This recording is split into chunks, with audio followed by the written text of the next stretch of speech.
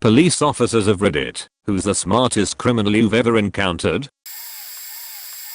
Here's one. I knew this guy back in the early 80s. Let's call him Jim. Well, he really wanted this high-powered super bike, but he knew he couldn't ever afford it. So what he did was to take drive to London and scout it about for a few days until he found that particular model parked outside a house. He goes back that night with a slide hammer, pulls the lock, and steals the bike.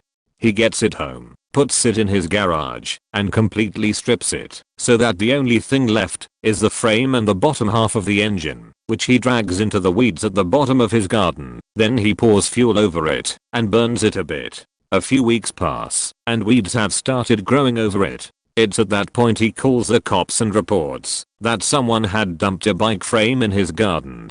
The cops show up, and he explains that he'd just got back from being away and found it. The cops take the frame and note down high name and address. A few days later, the cops call him and say that the bike had been stolen from London a month or so ago, from the serial number on the bottom half of the engine and frame, and that the insurance company had classed the bike as a write-off and had told the cops to dispose of it.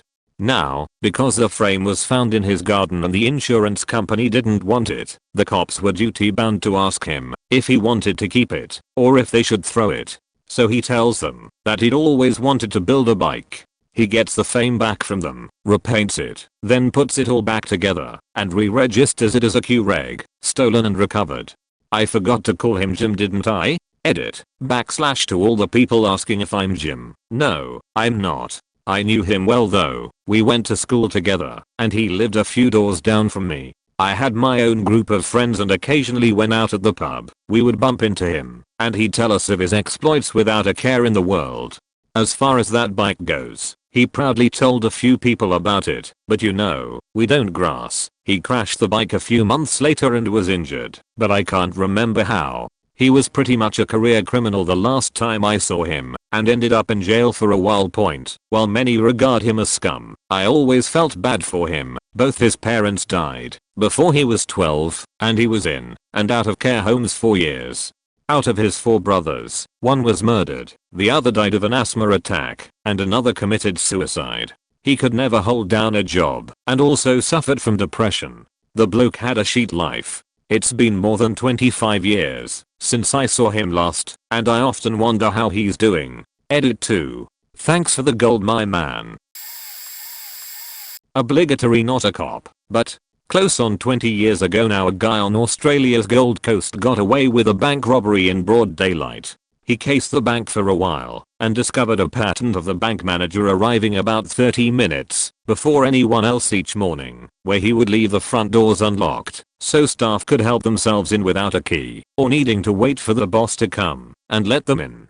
One morning the crook dressed himself up for a busy day of office work and waited for the bank manager to arrive. As the manager was unlocking the doors, he made his move, entering the building and threatening the manager with a gun. He got all the details he'd need to access the vault and so forth, and then tied the manager up and stuffed him in his office. When the staff arrived, he told them that the manager had called in sick and that regional office had sent him in to do the open shop thing, and no one batted an eyelid. This bank had a small walk-in vault that normally only held about 30-50k on any given day, but old mate had timed his robbery for the morning after business banking day, when all the local small businesses would make their end of week deposits, and reportedly got a score of close to 250k. Once the vault was open, he pulled his gun out and invited all the staff to enter the vault and locked them in. By this stage the bank was due to be open, so when he went to leave there were a number of customers waiting to get inside to do their banking. He told them all that there had been an issue with the computers and that the tech team had estimated it would take about 30 minutes before the issue would be resolved, and that they couldn't open until then. Then he got into his car and drove straight to the airport and flew to Hong Kong and then disappeared. To my knowledge, the cops never caught him and never managed to find the money. They knew he'd have had to leave most of it in Australia somewhere, because you can only take 10k odd in cash and any currency out of the country before customs pulls you into their interview rooms. So the assumption was that he had to have an accomplice here who would funnel the money to him slowly over time. Edit. For those wondering, he was identified later after witness statement and CCTV led to his getaway car being discovered at the airport where he boarded a plane destined for Hong Kong, which is as far as they could track him. A guy, let's call him Dave, I worked with told this story. He was working at a Mercedes dealership. He was sitting at his desk when this well-dressed gentleman comes in and asks if he could test drive a specific car that was parked out front. It was also a busy day. Usually they are allowed to let people test drive by themselves after they have taken some form of a deposit or something. Maybe the official ID or something. Not really relevant. So Dave gives out the keys. The guy goes on his test drive and comes back a reasonable amount of time later. He walks in and hands off the key, gets his deposit / whatever back. This was about closing time, even possibly on a Friday. Everything is in order. Fast forward to the next business day. Dave's boss walks in and realizes that one of the Mercedes out front is gone. Dave has to explain that the car was returned and that they have the key and everything. Turns out the criminal didn't test drive. He drove somewhere to create a replica of the key and gave that replica back to the desk. He kept the real key. That smart son of a bitch. Edit. Dave is not the criminal. He is the employee. Apparently people think Dave is the criminal. Edit 2. It was probably part of this group. Edit 3. Okay, maybe the key wasn't copied, but switched or something. I didn't put much thought into the details of the story, since Dave told me this story a few years ago. I also don't know much about key security on modern cars. Not a cop. There was an incident in Fargo ND where a guy wanted to steal electronics equipment. The store had plenty of alarms on it, and generally cutting an alarm triggers an alarm, so instead he cut all the alarms. This was before cell phones were really widespread and alarms were usually just connected to the phone line. He found an access point to one of the phone company's big trunk lines. Correction. 9 access points. Massive thick copper cables with tens of thousands of lines running through them. He cut through the whole thing with a circular saw, knocked out phone service to most of the town, and robbed an audio store during the ensuing chaos. There were no leads until a tip came in from another town, where he'd pulled something similar. They hadn't been able to pin that to him, but had strong suspicions and he'd relocated to Fargo, so the cops pay him a visit. He refused to let them in, because they didn't have a warrant, so the cops left to get one without leaving anyone to watch him and he split. When they came back they found the saw coated in copper dust and a lot of the stolen stuff. He was in the wind for a while, but even after he got caught he had another card to play. While being transported between prisons he used a key he'd made to unlock his shackles and climbed out the roof vent of the bus. Edit. Went looking for the news articles, but found the case.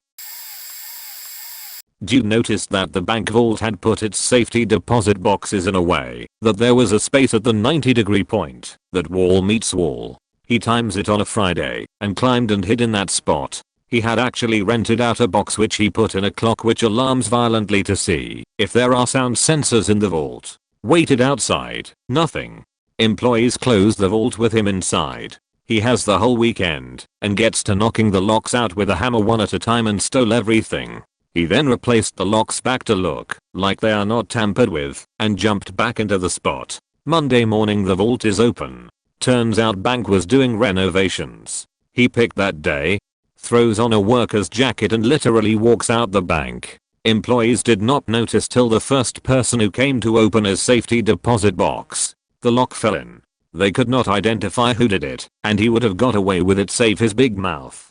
Turns out he was a hairdresser and kept telling his customers how he stole from the bank, and he was a genius and they will never catch him. Someone snitched and he was picked up. They could not value what he stole as safety box contents are unknown. Because of this dude, all banks now fill the space where the two safety cabinets meet with concrete. Made a movie Inside Man loosely based on him. His name was William Smarto. Not a copper, but this was pretty smart. I used to run bars at a number of venues around the north of England, one of which was Chester Racecourse. Usually, we'd just have to keep an eye out for scousers trying to nick drinks or sneak in without paying, and with it being so close to Liverpool there was a fair amount of security on site you could tell them, as they'd be suited, booted, a high-vis waistcoat on, and usually carrying a radio. Now there were a dozen or so bars dotted around the course, and you can imagine the amount of money that was taken from 100,000 or so punters drinking steadily from 11 until 8 or 9 in the evening. So every hour or so, the security would go round the bars in turn and take all the high denomination notes from each till and stick them in the safe in the main building. So I'm stood there one day, pulling pints doing the barman thing. The security blokes have been round a few times and it's getting steadily busier. Then one bloke shows up on his own, hivis on and radio in his hand, does the till, leaving the usual receipt, so we can balance up at the end of the meeting. Bit early I think, but hey ho, I've got plenty to do. Then 10 minutes or so later, 2 more blokes show up, dressed the same. "Oh, your mate's just been here," I said. "No need to touch that just yet." "What mate? We are the only 2 doing this duty today." Cue a rapid fire and increasingly panicked exchange over the radio. Matey boy who'd done the till before used to work there apparently. So he knew the drill and he'd been watching the guards and knew just when to time it and what order they were going round the bars in. Apparently he got round 9 or 10 before he decided not to push his luck any further and walked away with about 80 grand. We heard later just took off the hivis, dumped that in the radio, and he's just one more guy in a suit in a crowd of thousands. They were a bit stricter on the procedure after that. Not a cop, and this is not as smart as some of the guys on here, but it's probably one of the smartest robberies in my small city. One of the main streets is cut into a hillside, and, as a result, there is a very steep and quite tall concrete covered bank immediately behind the buildings. Between 2 buildings there is a gap that was filled at the street end by an ATM. To access it for filling, the security staff went through the next door building, out a side door, and into the gap, which had the ATM at one end and the steep bank at the other. On the Friday before Christmas, when the ATM was to be filled to the brim, one of the robbers abseiled down the bank at night into the gap and waited for the guys to arrive to fill the ATM. They came early in the morning. As they came through the door into the gap, he held them up, took the money, and took off through the building to an accomplice waiting in a van on the main street. Then the van took off on the main road out of the city and vanished. After a big search, the police finally found the burnt out van.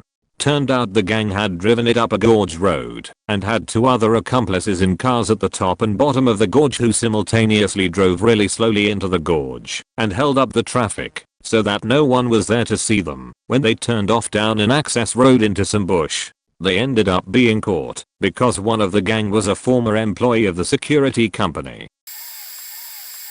Friend's older brother and friends used to rob cars. Never did it anywhere except for movie theaters. Guaranteed those people aren't coming back out for 2 hours. They'd take their girlfriends, 2 guys, 2 girls, wait in their car, hanging out until they saw a car with too much money, usually booming bass and loud music, which guaranteed a few grand worth of stereo equipment.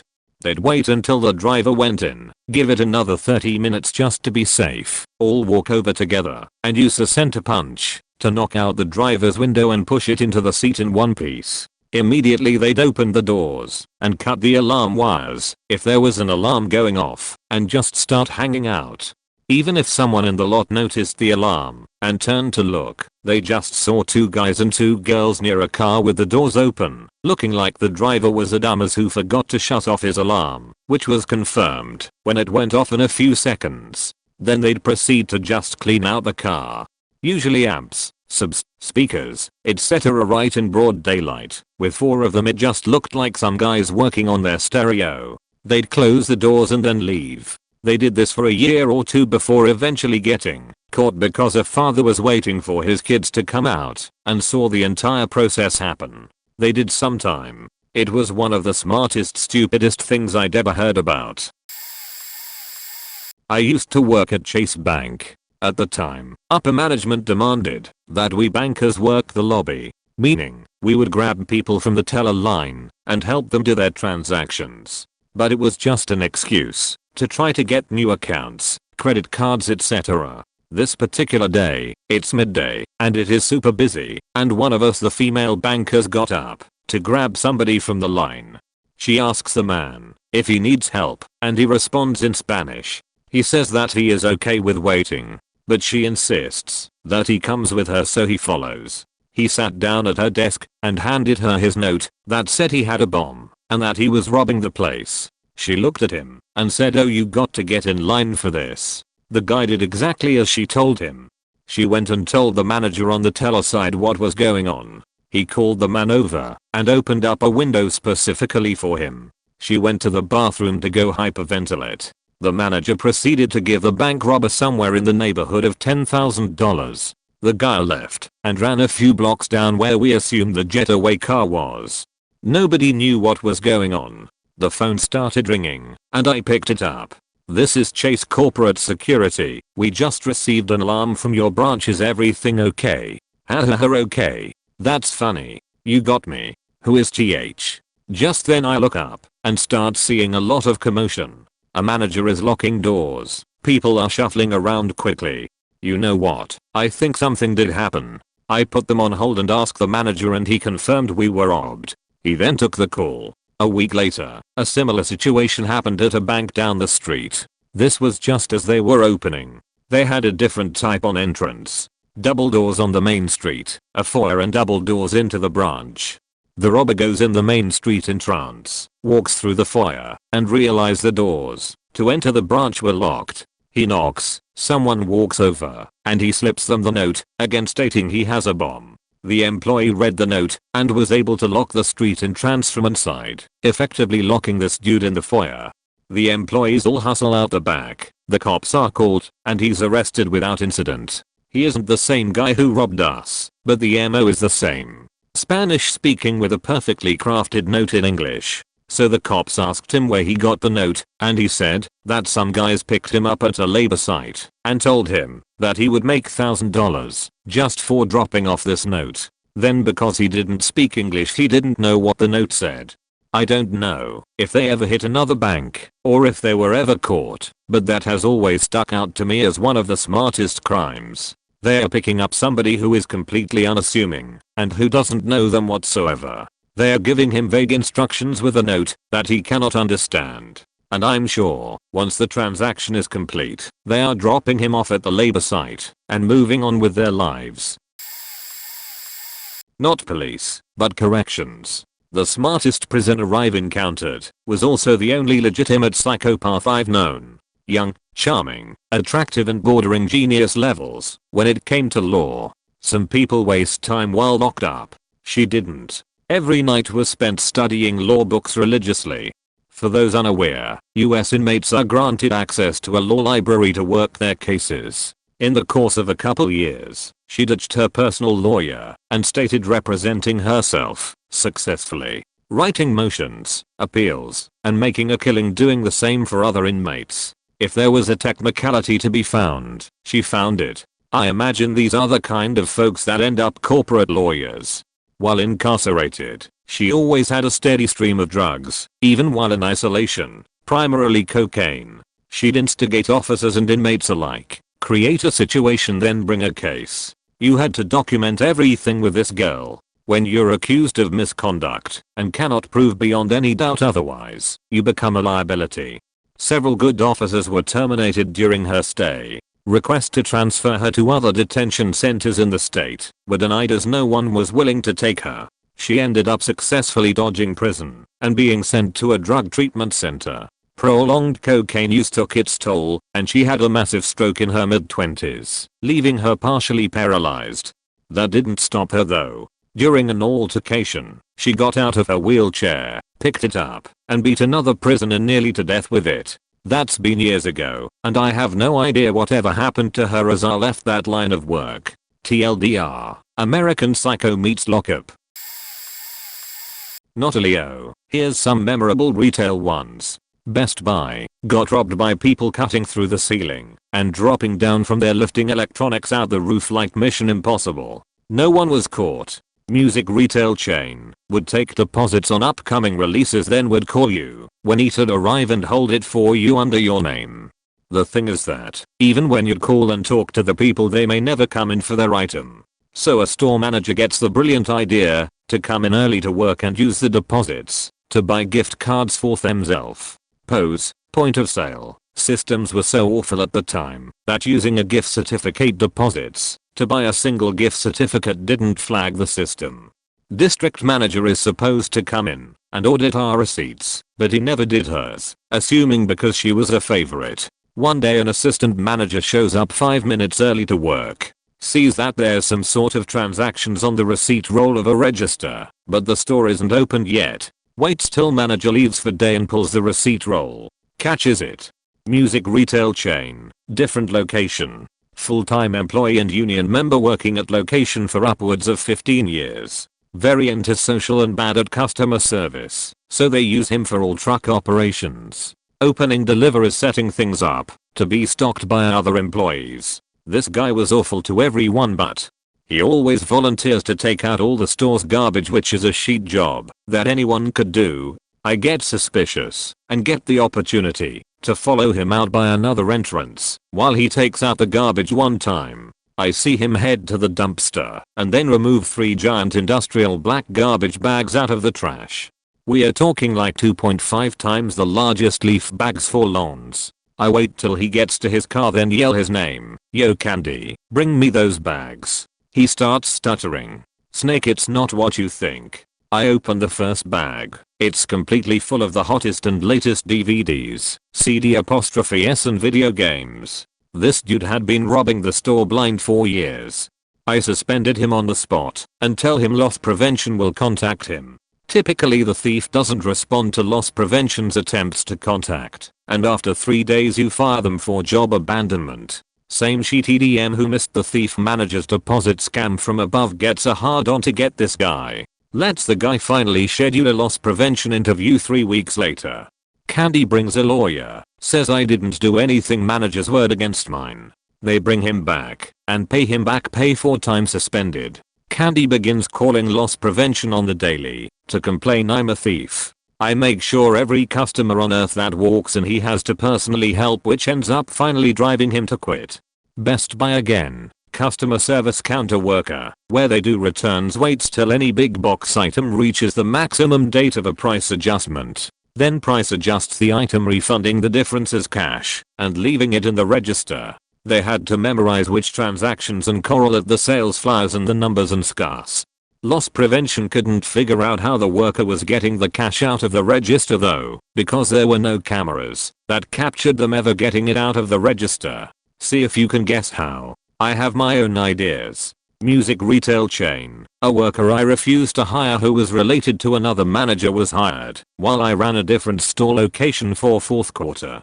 Assistant manager's cousin. The cousin would write down credit card info from receipts, then buy items by having high school girls come in to buy items with him punching the stolen info. He's then meet them after shift and sell the items for cash at a music retail chain that would buy and resell the items. This fueled his coke habit. He was caught when an FBI agent noticed they had been charged for a PlayStation 2 at a location after coming in. He was blonde, blue-eyed, and she didn't want to press charges and ruin his life. So she let him just apologize, and the parents paid her back. I can't tell you how many people he robbed this way. The corporation didn't want me to find out and open up a can of worms. They just let him quit and no one was reprimanded. If anyone reads this, enjoy. Having worked as a disciplinary officer in corrections, I've always been amazed at the ingenuity of inmates. The problem most run into is the follow-up of the crime they commit. Our department received a call one night that there were 3 of our inmates walking down a street a short distance away from our jail. The 3 were caught quickly. They were still wearing their stripes. However, upon doing a roster check, it was discovered there was still one missing. He was caught about a month later.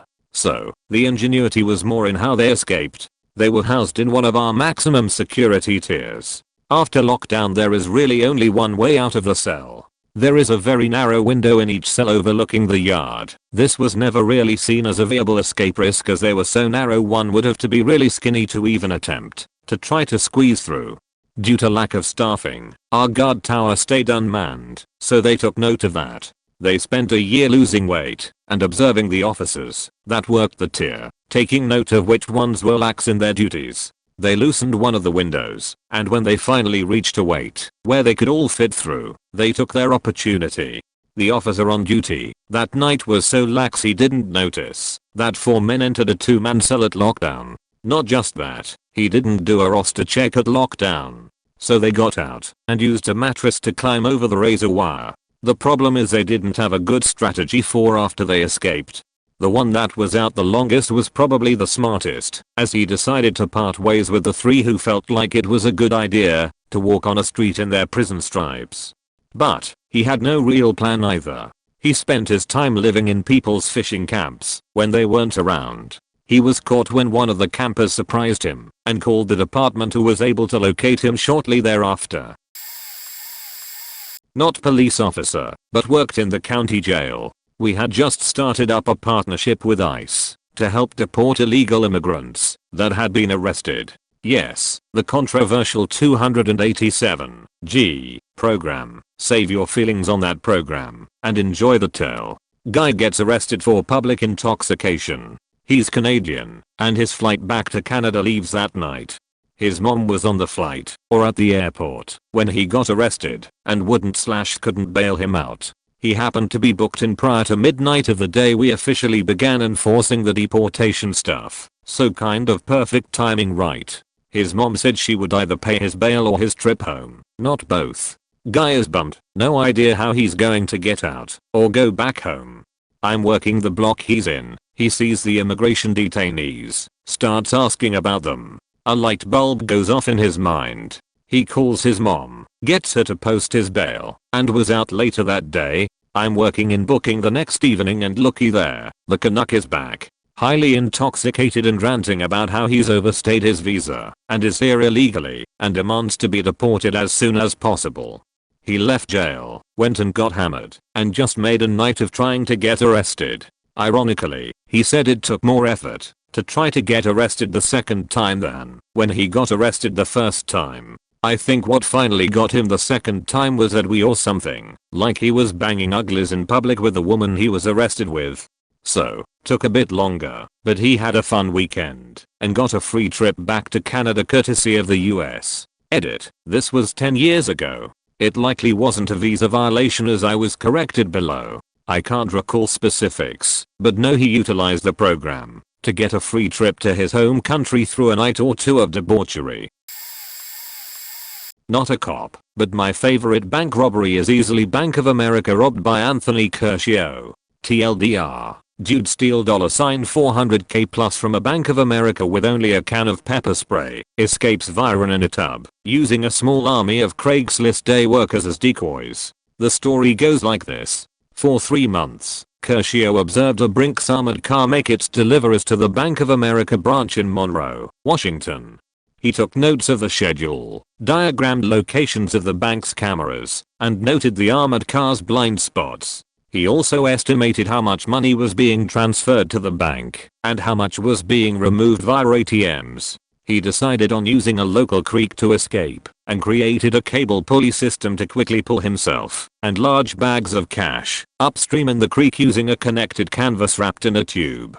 Curcio's planning culminated with an advertisement he placed on Craigslist a few days before the robbery. The online ad sought 15 to 20 workers for a fictitious city cleanup project, promising $28.50 an hour. The laborers were told to wear jeans, a blue shirt, work shoes, and a yellow safety vest. The ad also told the applicants they needed to bring safety goggles and a painter's mask.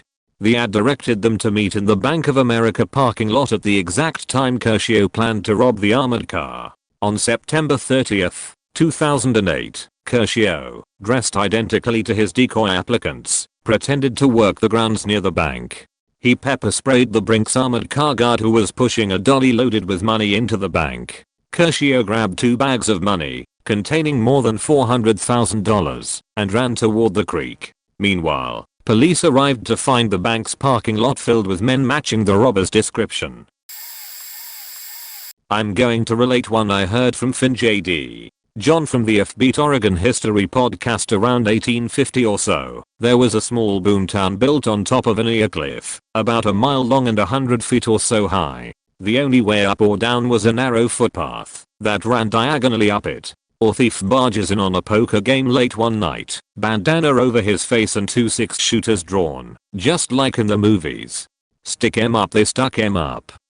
Put the money in this bag. They did. Nobody move. He then runs out, jumps on his horse and takes off towards the cliff. Of course the instant they are clear the gamblers run for their horses, shooting and hollering for everyone to come quick and join a posse to catch the thief. The thief and his horse just gallop down the cliff. The entire posse is right behind him and all the horses put on the brakes, hard. They are not going over a cliff in the dark. The thief had spent weeks training his horse. First leading it up and down the trail during the day, leading it up and down the trail at night, walking it up and down the trail by day, walking it up and down the trail at night, till it was ready to just gallop down the trail at night. Not a cop, but there was a pool hall in town that was basically arches. A group of us, probably 15 or so, frequented this place at least a few times a week. Got a phone call from the owner one morning asking me if I had been there the night before and if I had seen anyone I didn't recognize. Somebody had broken in the night before and robbed the ATM for close to $20K.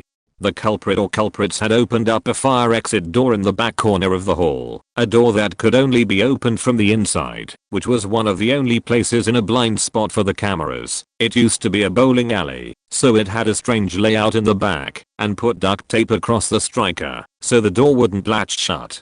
There was a birthday party going on that night, and as such the place was full of unfamiliar faces. Shots were flowing like water, and with every round one was bought for the bartender. When it was time to close up shop, the bartender set the alarm, which is on a delay, proceeded through the first set of doors, locked them, then out the front door, and locked those up to.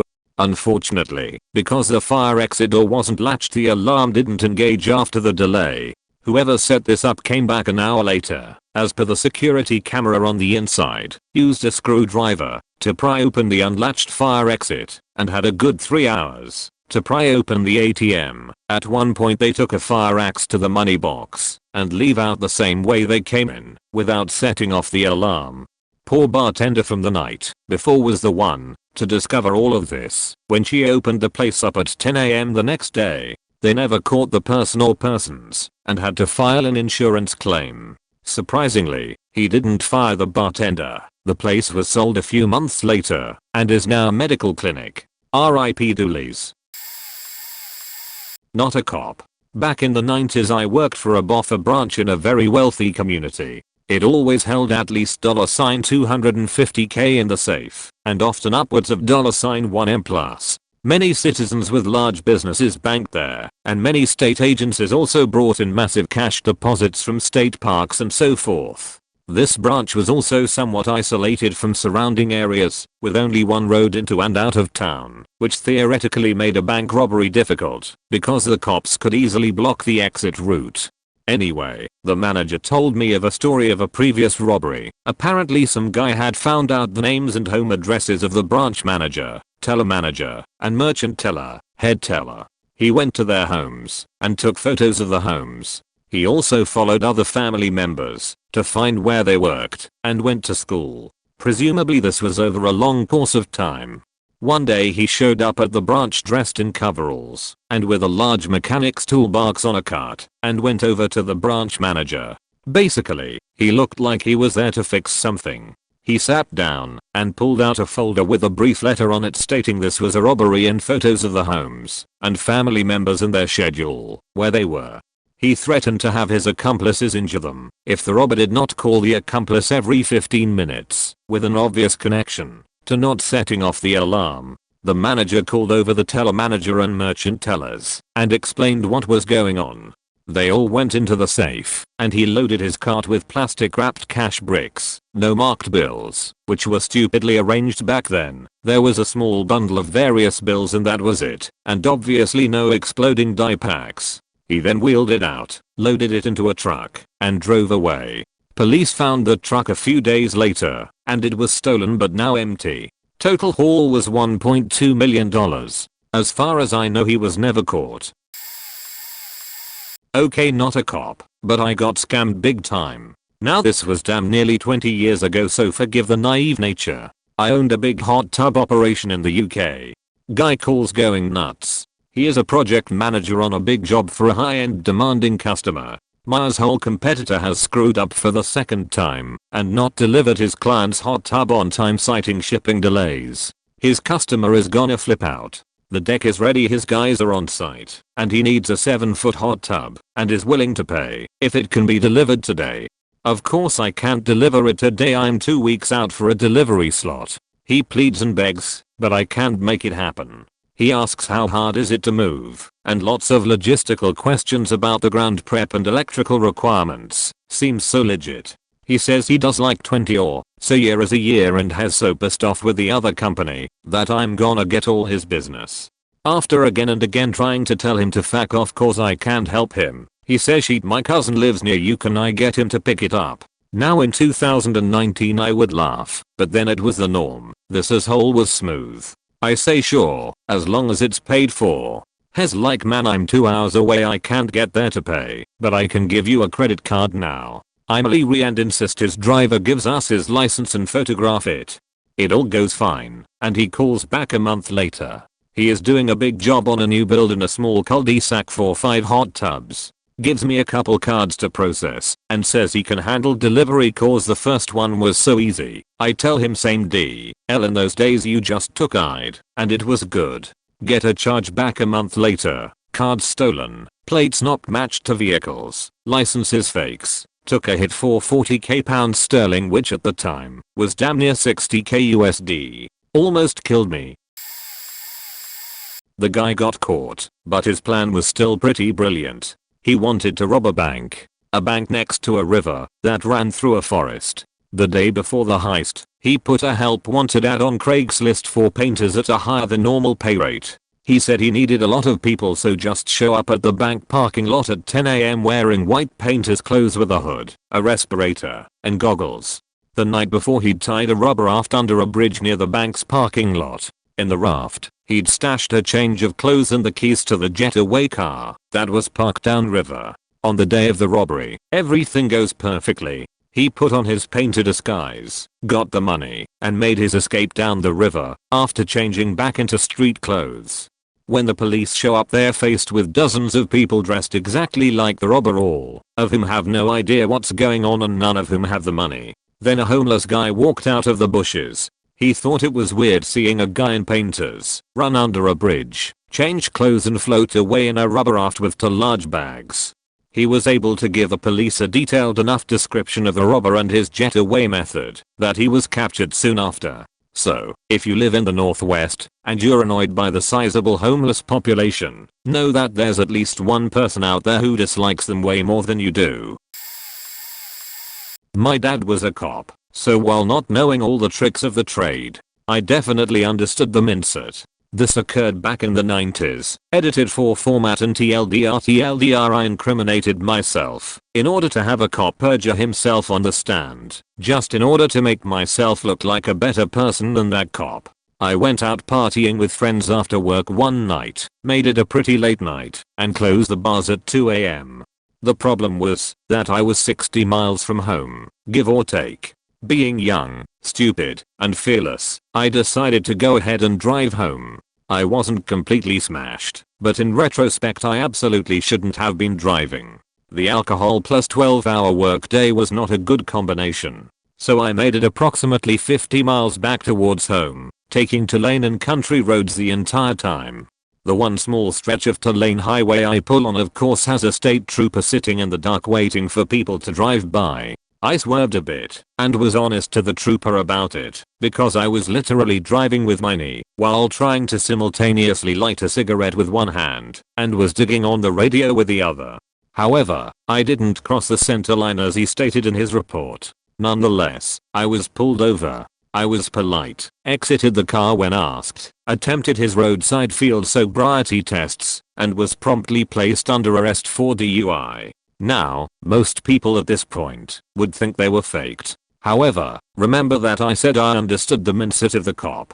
Most of them, no matter how trivial or earth-shattering the crime, will always try to be your buddy in hopes of a confession. Confessions make life easy for them. They don't have to go to court. So, we were friendly and actually chatted on the way back to the county jail. He mentioned that I had done pretty good on the roadside tests, considering how smashed I was. I laughed and assured him that I was just tired, not drunk. He reminded me that I had blown a .159 on the handheld breathalyzer. The legal limit was .10 back then. I was maybe 2 beers over. I told him that yes, that was probably accurate because I had only drank 4 to 5 beers, common lie when getting a DUI. He laughed and said there was no way I would be a 159 if I blew at the station. I was way more intoxicated than that. I told him I wasn't, and that's where the plan formulated for me. I knew that once we got to the station they will try and trick you into blowing into the breathalyzer there because it can actually be used as evidence in court, whereas the handheld field breathalyzer cannot. The usual way they try is to tell you that well if you blow, you'll just lose your license for 6 months and that's it. If you refuse, then you're going to be suspended for a year. I didn't care. I knew that being suspended for a year wasn't a big deal compared to having an actual DUI conviction on your record for life. So we arrived at the station and the trooper tried his best to get me to blow, so I wouldn't be without a license for a whole year. I said no thanks, I'm really not drunk, etc. He finally accepted it, and I signed my paperwork stating that I was refusing, etc. Once it was done, and I had my copies, he couldn't let it go. He said, tell you what, I think you're going to blow at least a 19 because it's been a while and that alcohol has been able to get into your bloodstream. How about you go ahead and blow and I'll tear the receipt up and throw it away here on the spot. I had him. I already had my paperwork stating I had refused. There was no way he could have admitted that in court because it would have been thrown out immediately because of coercion. I went ahead and blew. It was a .160, .001 higher than on the road. I smirked and said, told you so. He shook his head and said okay, I'm a man of my word, and he took the receipt from the machine and tore it up in front of me and tossed it in the trash. I paid my bail and went on my way. Fast forward to our day in court. I had hired probably one of the shrewdest country lawyers that anyone has ever met. This guy was like freaking Matlock.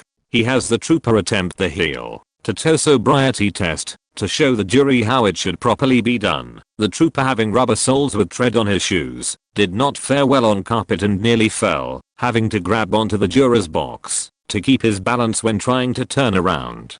My lawyer asked with a grin, how much have you had to drink this morning? Making everyone except the judge, state's attorney, and trooper laugh. Next he put the trooper on the stand and grilled him about several things, to which the trooper begrudgingly admitted to, like being on a DUI higher back that night. After getting him sufficiently flustered, he went in for the kill.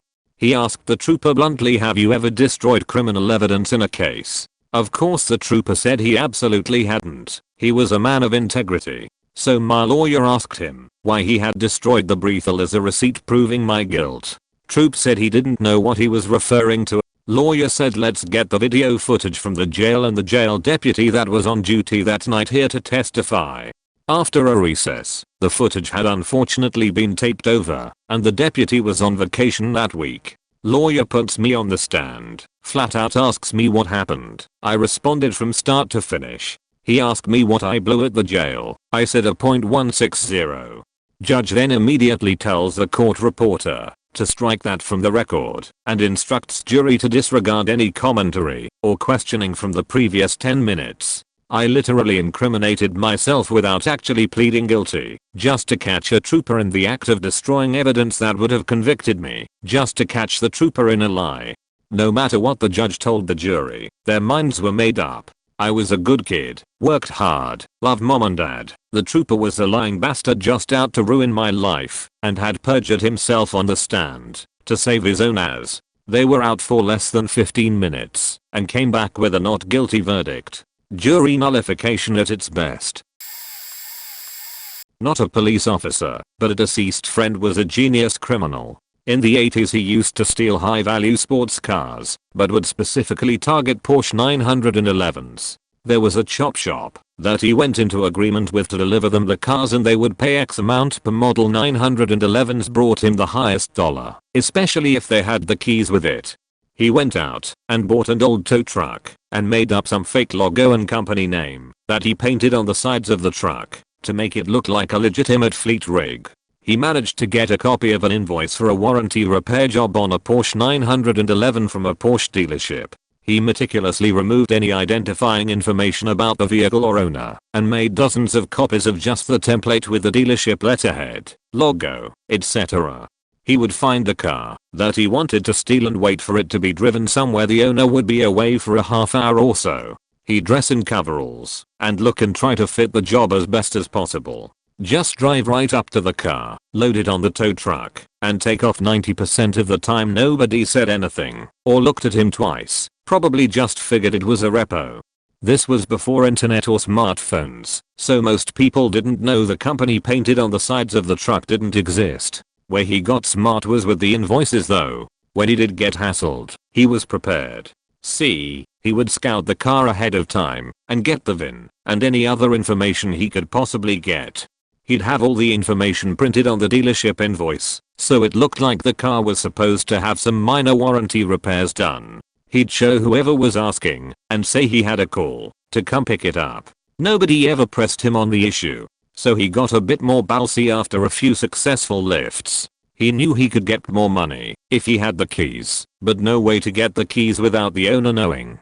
Solution: valet. He started pulling up to valet stations, say he was there to pick up the car, show the invoice, and ask to go the car. If there was any pushback, he would get really aggressive and demand they call the owner and explain to them why their car isn't being fixed like they requested. Majority of the time, the valet staff didn't want to deal with any hassles, so they would just turn over the keys. Again, he'd pull up to the car and load it on the truck and be on his way, but now he had the keys and was making significantly more money on every car. He did this for several years until the chop shop was finally busted. He managed to not go down with the rest of the chop shop, moved out of town, and died a few years back before he was ever caught.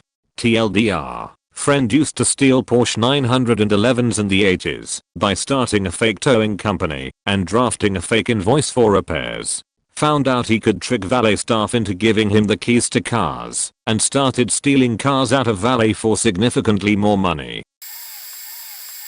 Not a cop, but the smartest criminal scammer I've heard of before this was Eli Sackey. Now many others may have pulled similar schemes, especially since this happened, but his case impressed me the most at the time. You can watch a TV program on it called Masterminds. Here he fancied himself an intelligent and sophisticated art dealer, and he knew which paintings he could sell for big money. He bought some paintings and secretly had an artist or artists create copies of them. Nothing illegal so far, but then he sold the copies pretending they were the real deal. He would trick the experts used to confirm the authenticity of a painting by using the real painting and then swapping the painting for the copy. He used his knowledge and connections to defraud multiple people with the same copies again and again in different countries with different languages, so they'd never cross paths and find out.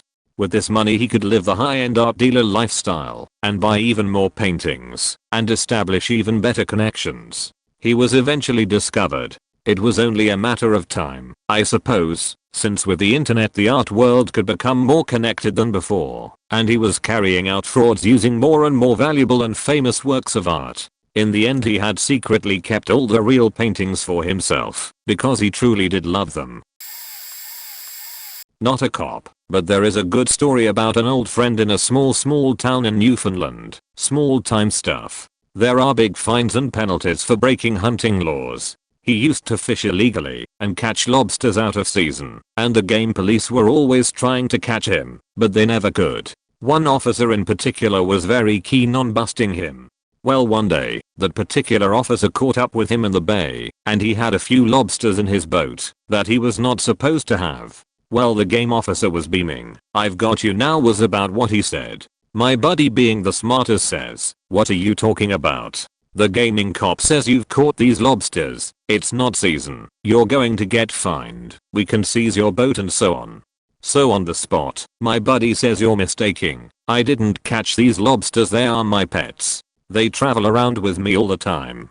Gaming cop says, "I don't believe. Just watch," my friend says. "I'll show you this trick they do. I put them on the beach. They run out into the bay. Then I call them, and they come right back to me." The game officer scratches his head for a second in disbelief and says, "Alright, go ahead. I want to see this." So my buddy takes the lobsters and puts them on the beach, and naturally they run into the water and swim away in the bay. The game officer looks at my buddy and says, "Okay, now, call them back." My buddy goes, "Call who back?" The game officer goes, "The lobsters." My buddy says, "What lobsters?"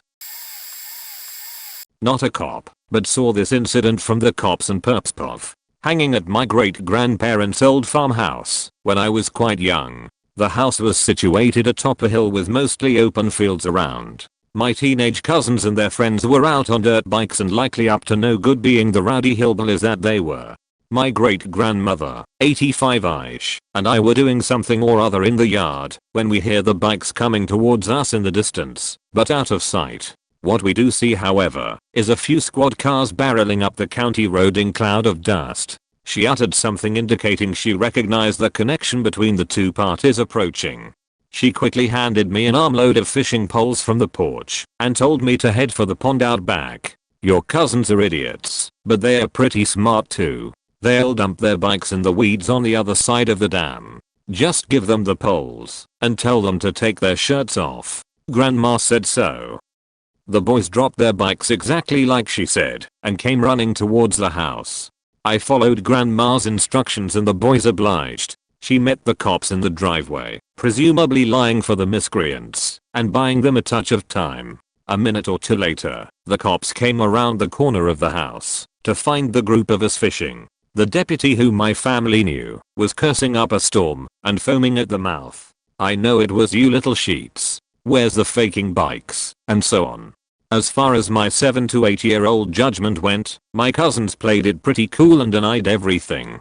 Cops started saying they were going to have a look around for the bikes when Grandma stepped out of the back door wielding a shotgun. She politely suggested they be a bit nicer to the boys and informed them they would most certainly not be having a look around the property without a proper warrant. I did not know at this point what the officers did about my grandma, but they immediately acquiesced to her requests. Apparently a decade or so prior, she had fired at a deputy on her property who was trying to mediate a mineral rights dispute with some irate neighbors. Filled his thighs and stomach with a load of rock salt from a 12 gauge. Whatever crimes my cousins and their friends had committed was clearly not worth a shot to the midsection. They sulked off, swearing they'd catch them somehow. I don't remember what the hell they were being accused of, vandalism and/or theft probably. In this case, I suppose the actual criminals weren't the smart ones, but I sure thought their accomplice was. I suppose they were smart enough to run and hide under her skirt though. I'll certainly never forget the quickness and effortlessly with which she enacted her plan to cover for those idiots. I thought it was pretty damn smart. R.I.P. Nana. So, not a police officer, but a law student. In our criminal law class we studied a case about a brilliant criminal. It's State v. Bautista, 948p 2nd 1048, Hawaii 1997, for any of you interested. Basically, the guy would go into a fancy car dealership on Friday afternoons and buy an incredibly expensive car. He'd put down a small deposit in cash, around $100, then write them a bad check.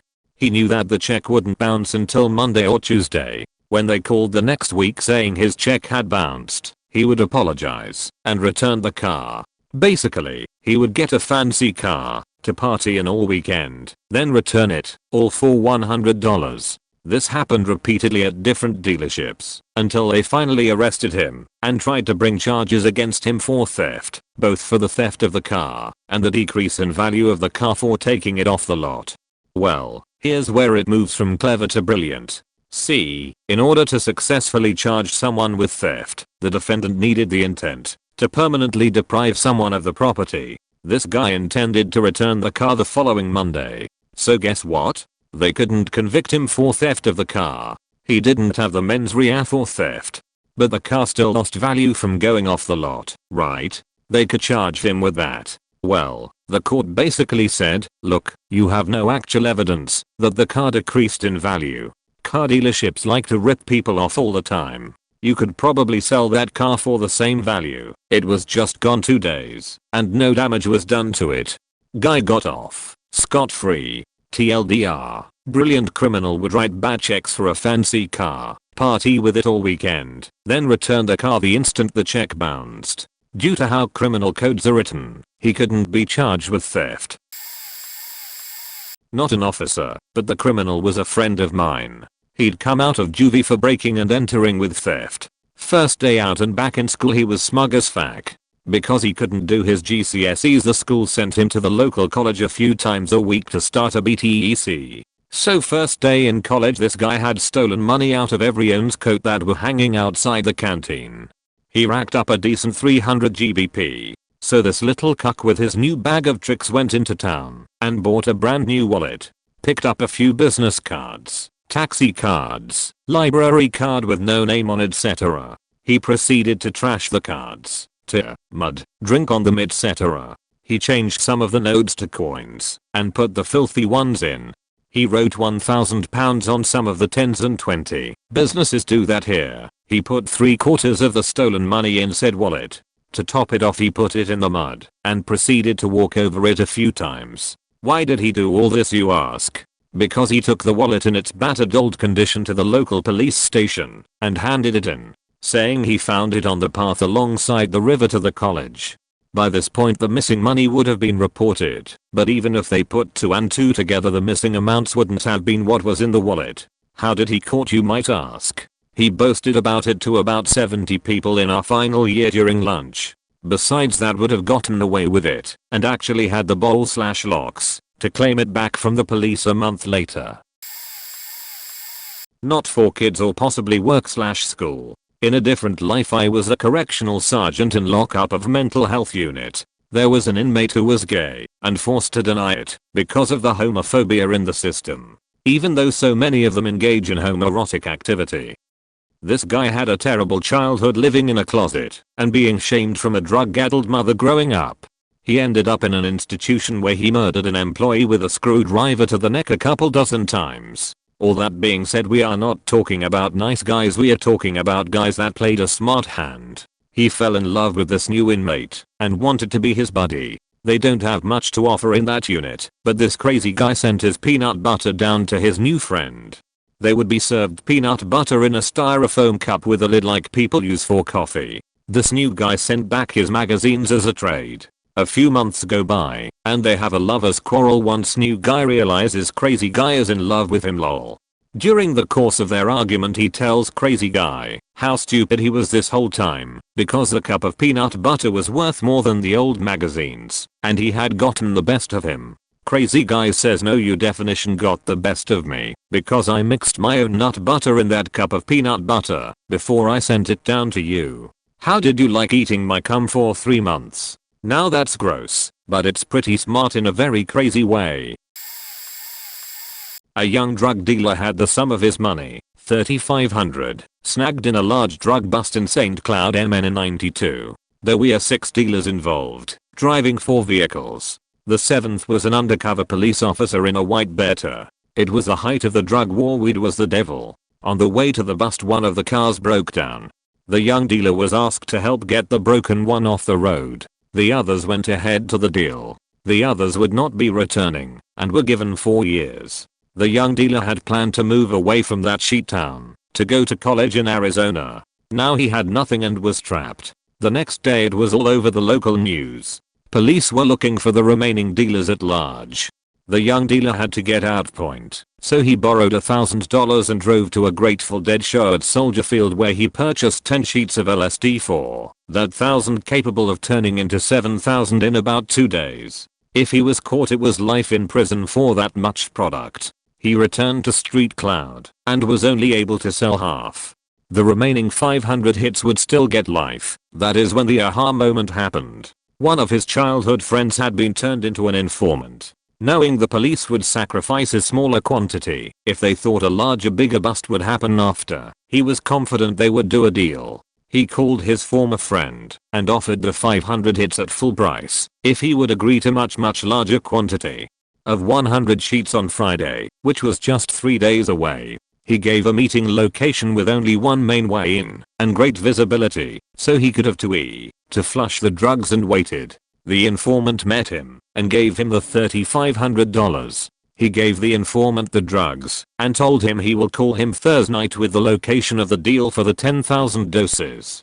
The informant asked him what else he was doing that day. The dealer told him, Nintendo and smoking weed, and turned and calmly walked in the front door to the apt building, like he was going inside. He bolted out the back door, ran through the woods to a friend's car, and took alleyways till he hit city limits, where his middle finger went out the top's fuck you. 3 days later he was in Arizona signing up for school. He never dealt drugs again. The police stole his money and he stole it back. That dealer was me. I finished school and went on to lead my field. Statute of limitations has long since passed. But lesson was simple. When a group of people think they are smart, do the thing they would never imagined. Play on their expectations and win. Not that smart, but quite clever nonetheless. University law student printed off a sheet ton of barcodes and stickers for low value items, cheap fruit, store brand cleaner, that sort of sheet. She stuck them onto high value meat items and used the self checkout. Got away with it for ages as the store couldn't work out where the items were going. They searched 2 hours of CCTV looking for someone concealing bacon, steaks, mince, chicken and leaving the store. They couldn't find anyone. Her downfall was when she got greedy and tried it with alcohol. Because the checkout's on-manned employee needs to verify that the person trying to buy the alcohol is over 18. The employee noticed that she was trying to put through a $50 bottle of wine as a $4 bottle of cider. He then checked through all the items and realized she replaced the barcodes on all of them with her own. I arrived and arrested her, and she was hysterically upset. The force I work for is all about prevention. It's very progressive, and it's been noted that sending people to prison doesn't necessarily change their behavior when they leave. So community restoration and alternative resolutions are quite big with my higher ups. So I arranged a meeting with her and her professor and the manager of the supermarket. This was her international national chain, so could swallow the cost shoplifting quite easily. It turns out she was pretty much top of the class in law school and had a promising career ahead of her. A dishonesty conviction would ruin her chances at a career. It was agreed that if she told the supermarket about every time she had been in and stolen something, an agreement would be made that she would give a certain amount of hours free labor which would correspond to the dollar value of the sheet she'd had stolen. I've never looked her up since, but she should graduated by now. Edit. I auto-dictated this and have a strange accent, so I've corrected some grammar. The jewelry shop my cousin works at was robbed multiple times. No arrests. So, some gang will steal a heavy car, like an SUV or a Jeep or something, and just drive it through the window. In jump the gangsters and rob everything that's on display. Couple of fake calls to distract the police and give them additional time to get away. Drive off in another stolen vehicle, this time something like a family van or something. Inconspicuous. By the time the police start their work these guys have already split up, changed vehicles and dumped their stolen ride. And then they just leave and never come back to the country. This is what organized crime looks like today. The EU makes border hopping super easy. If you enter the EU over Poland or the Czech Republic, there's nothing to prevent you from driving straight through to Germany, France, or Spain. If you do everything right, you might not even show up as being in the country, because all you need is a couple of hours. The local ground crew cases the joints, but are never involved in the robbery, so you can't pin them for it. The actual crew retreats back east and then just works other countries. You do one job, then go to a different legal jurisdiction where no one is looking for you, and you do the next job there. Rinse and repeat. This way, the authorities have a hard time catching the crew. Minimal stay, minimal exposure, and even if they do, they can just pin the one thing on you. You're never on the hook for the other stuff because of jurisdictional BS. So a career criminal will only ever get the minimum sentence anyways, because it's their first crime in that jurisdiction, and they don't have to use any weapons. If you can even catch them, because of faked/passports. And the organization just needs to keep shuffling and juggling their crews. And because they use stolen cars, they rarely leave any traces. They have to be caught in the act, basically, or within minutes/hours of the crime, which raises the difficulty for the police to a whole nother level. The police will basically do their job, have their CSU check for any and all traces, and then they'll shrug their shoulders like hope somebody somewhere catches these guys, because we sure won't. One time in my town some guy came through in this shitty old Chevette, and he looked like a total dick. Think Trevor from Trailer Park Boys and Ted Nugent Love Child. He had expired out of province tags, so I pulled him over. He's wanted for several misdemeanors and failure to appear, so I haul him out, and he doesn't resist any further than calling me the quote fruitiest looking little queef he'd ever seen. Okay. So he's in the squad, and I'm going through his car, because he reeked of marijuana pre-legalization. I find this little plastic case that they put those toothpick things in, and it's full of these shitty little homemade lockpicks. Well fuck, I think to myself. I look back at my car and I see him, and this smartass is sitting on the front of my squad with handcuffs still on one wrist, not running off or anything, smirking at me, says I'm not resisting. I was so triggered, but at the same time I was totally amused by this total smartass. He knew he'd be getting arrested, so he wanted to try his lockpicks out, and slipped one into his knitted sweater, and to my shame and potential mortal danger, I didn't find the thing until after he'd used it. Just glad it wasn't a knife or needle. Anyway, yeah, the guy was like the hyena of the petty criminal world, and the biggest wisers I've ever arrested. Maybe not the smartest, but probably the most inventive was a major shoplifter I dealt with who had an identical twin who himself had only ever been in trouble a few times. Now this shoplifter was old school and experienced and knew how we worked. He would commit his crimes, and when he got caught he would pretend to be his twin. Pretty standard. But he knew everything about his twin, obviously all his personal details, but also addressed down to the color of the front door, his brother's wife and kids' personal details, jobs, daily routine, car driven, etc. We take notes of marks/scars/tattoos when people are arrested and in custody and take photos. This guy would even get someone to copy his brother's old bad hand and neck tattoos onto him with a marker pen. When stopped he was a nightmare. The amount of times he made fools of local cops pretending to be this brother. He even drove exactly the same shitty Toyota, same year and color, etc. He even had an answer machine at his house with a recording of a female pretending to be his brother's wife. Brilliantly inventive, he famously got busted stealing a sheetload of alcohol in a major supermarket, gave the attending cops the runaround with his brother's details only for his brother to pull up in his own sheet Toyota to do his weekly shop. I'm a paramedic. I was called to a police station to evaluate a subject/patient arrested on suspicion for driving under the influence. The guy's not drunk and belligerent, but you can tell he's been drinking, and an hour or two before he crashed his car into a curb. Very minor damage, nothing crazy. My limited understanding of the procedure: when you're stopped on suspicion of DUIs you can either blow into a breathalyzer, or agree to have a sample of blood drawn, and have the alcohol content measured. This guy agreed to have his blood drawn. Once his blood was drawn by someone else before I arrived, not me, they left the blood sample on the table in front of him while he is sitting in a chair and handcuffed. He stood up, fainted and smashed his head on the blood vials, ruining the samples. By now enough time had passed that if he blows into a breathalyzer it's going to show a lower, and possibly legal, amount of alcohol. Same thing if they drew another blood sample. I thought it was clever. The police were not amused. The joke was on him though. I told him that because he fainted after a car accident I was going to take him to a trauma center, which is extremely expensive and likely costs more than a DUI. I gave him a chance to confess that he faked the syncope and watched the gears turning as he thought about it. He stuck with his story though. Not a police officer, but I was impressed with the scheme of one of my employees when I was managing a movie theater.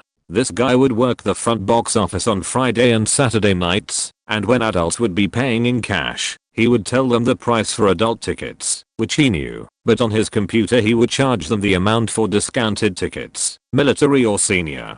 He kept a running total of the amount of extra money he had in his till. At the end of the night, the box workers would put all their money in a pneumatic tube and send it up through a tube system in the back of the box they were working in. This system was away from the cameras, so it was the perfect opportunity to pull the money out before sending it up to the accounting area. The guy made major money over a period of a couple months.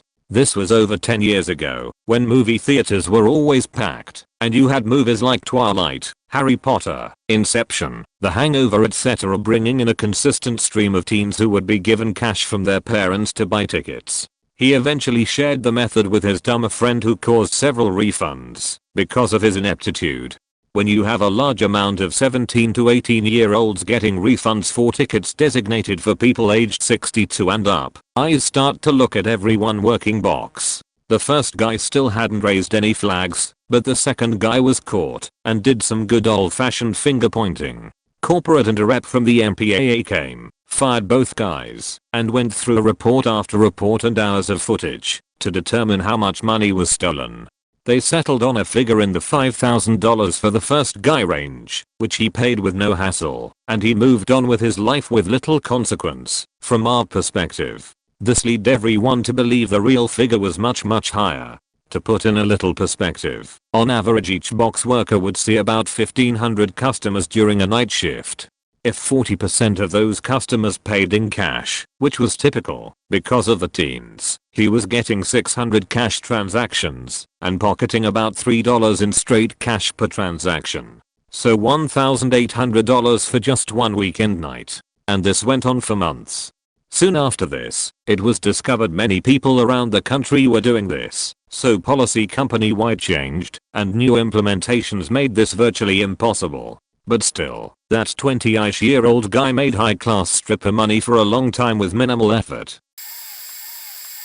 Not a police officer, but the criminal here, at a party underage drinking. I wasn't drinking much, maybe 2 beers. I go out front on the side, walk for a smoke. When the cops show up, I ask to leave, but they want me to take a breathalyzer to do so. If you breath a 0.02% while underage, you get a minor in possession charge. I ask, am I being detained? He says yes. Me, great. I'd like to remain silent until I speak to a lawyer. They handcuff me and start mocking me. I assume to intimidate the others they put me at the back of the line for breathalyzer, and I'm just sitting there, handcuffed.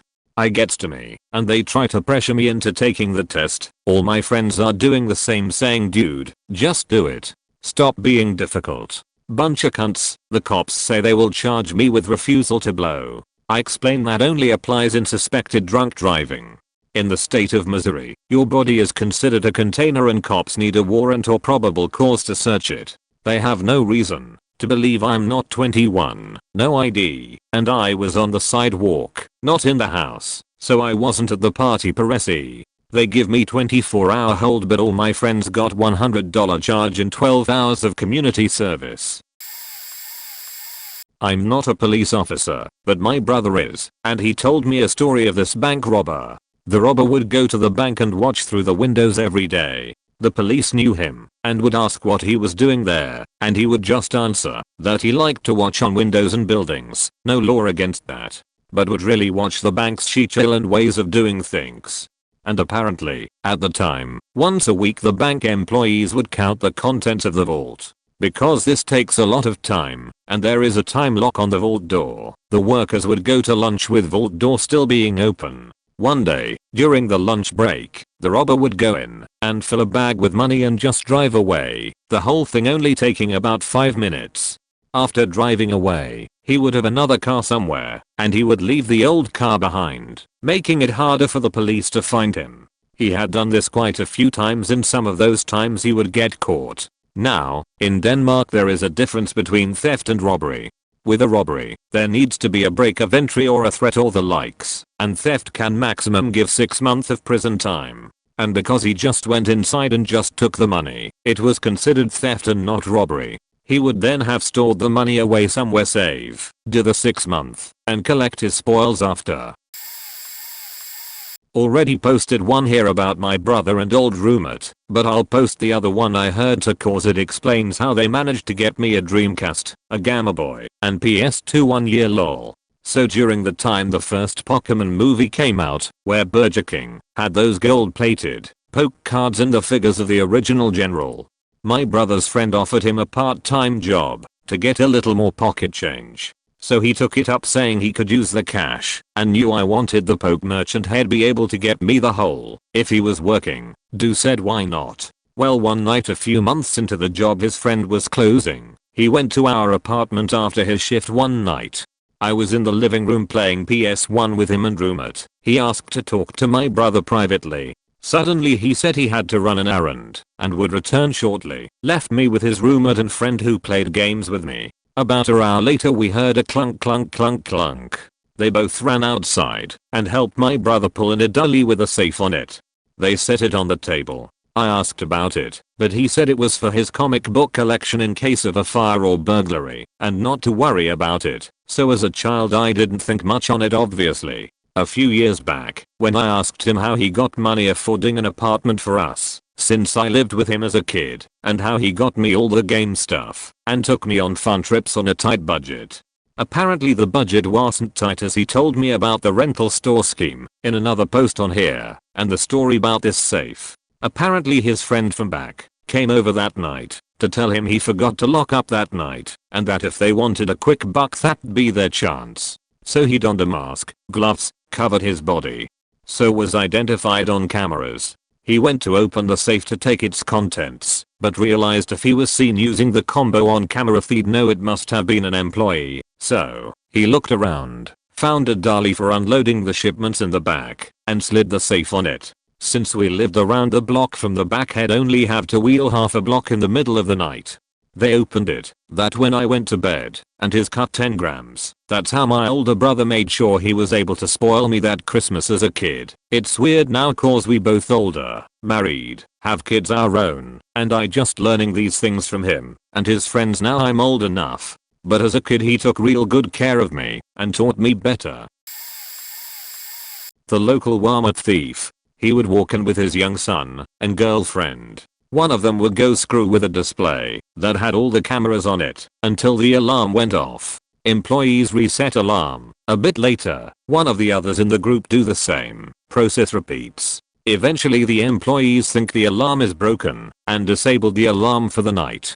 Later that night he walks over and steals everything on the camera display. They did this to several stores. Then they did a different scam of stealing stuff and just walking straight to the return counter, never leaving the store, and returned everything for gift cards.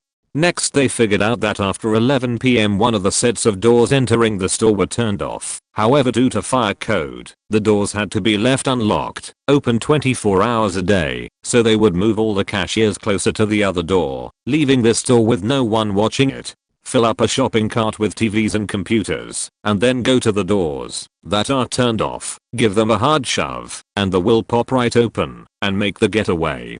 They got away with this for about 1.5 years, doing this almost nightly at several different locations. Police estimated they stole about $250,000 in electronics before getting caught. They spent all of the money on drugs, must have been some of the highest people in the area for that time frame. Not a police officer. Worked in a computer warehouse in the mid-90s while co-oping at college. We would build servers to customer order, install hardware/software plus apps, then ship them out. The warehouse also did catalog orders for large corporations. They were doing about $2 billion a year in revenue. Think 2K compact computers and 100 servers a day going through plus another 2K in components. Loss of product was higher than was acceptable, so they brought in a private company to search us on the way out daily for people stealing product. They were still losing a ton of merchandise after my co-op ended. I had made friends with some warehouse people through my classmate Matt whose buddy Mike worked in the warehouse. Fast 6 months I go over to Matt's house to pound bears and watch college basketball plus catch up.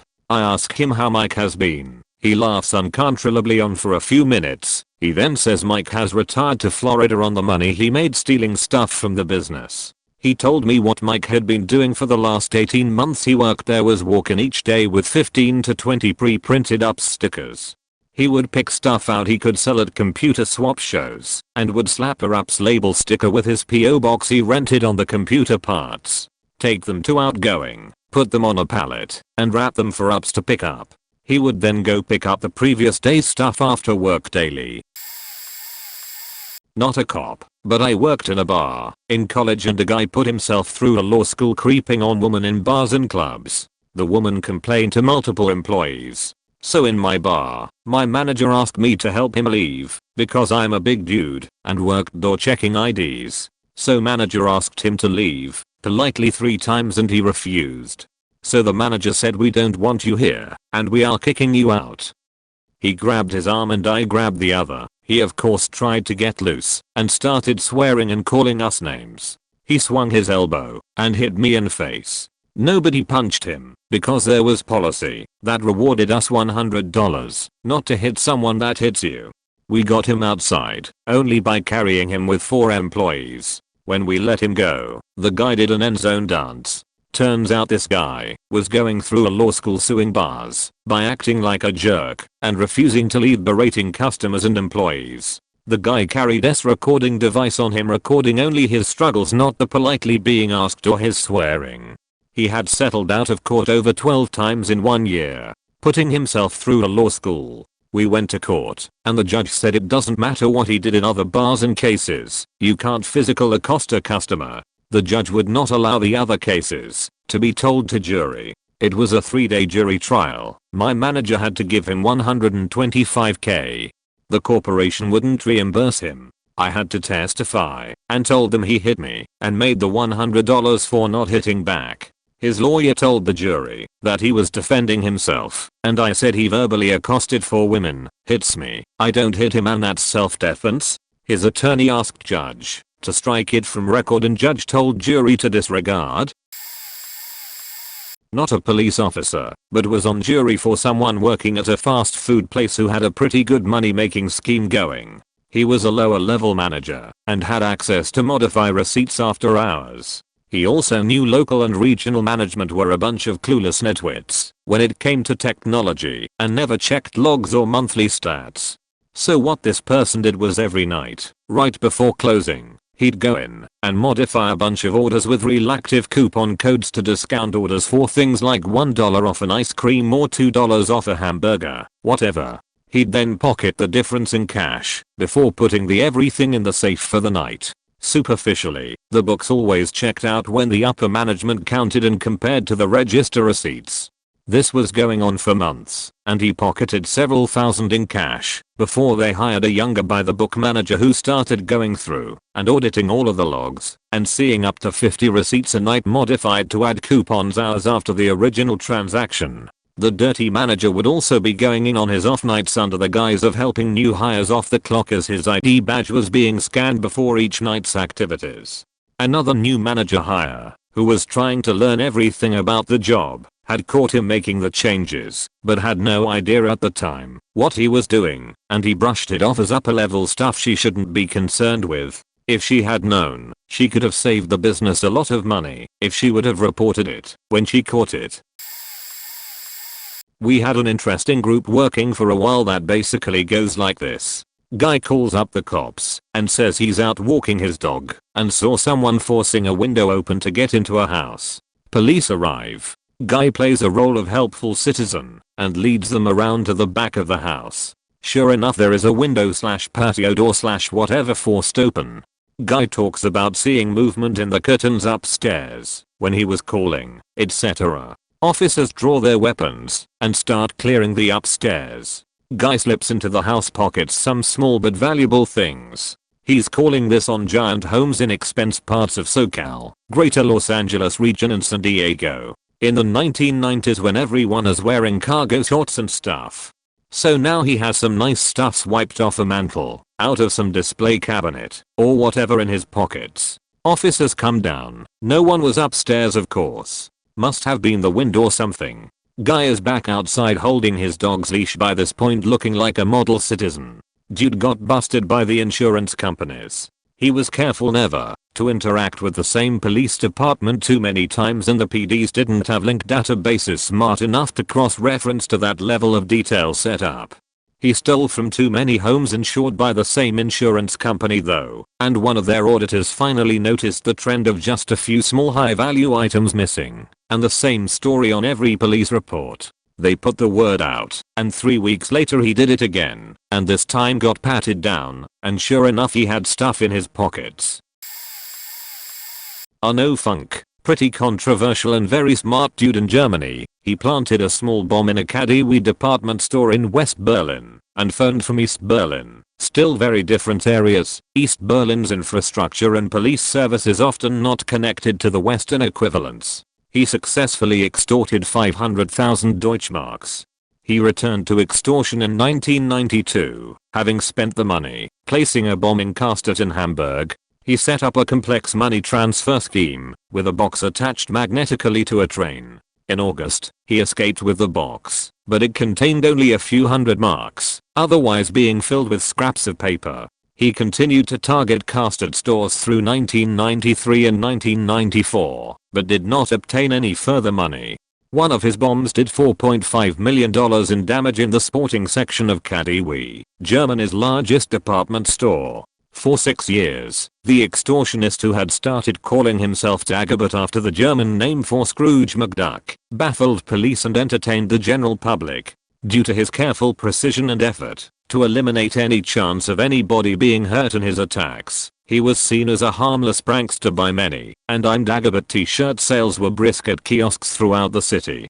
When police released a tape of his voice in an attempt to trace him, a music group mixed it into a rap song dedicated to Dagobert. During his later trial, he would explain that he wanted to be like the Disney character and swim in money. To collect his blackmail payments, he would devise intricate mechanical devices that would speed along railroad tracks, have false bottoms, and he continued to elude detection, though he barely eluded capture at the last minute several times, including once when a pursuing detective slipped on wet leaves and fell. Copied from Wikipedia. Not the smartest, because that's still going to trial. But my introduction into smart criminals. So, I'd been on the street of a small Illinois town of 150,000 metro population for about a year by myself. One of my best friends had been killed by a drunk driver as a teenager, so DUIs were my thing, and I got several awards for it. Then, the day came. I'm just outside a college campus starting my shift looking for some drunk people to stop leaving the bars around midnight.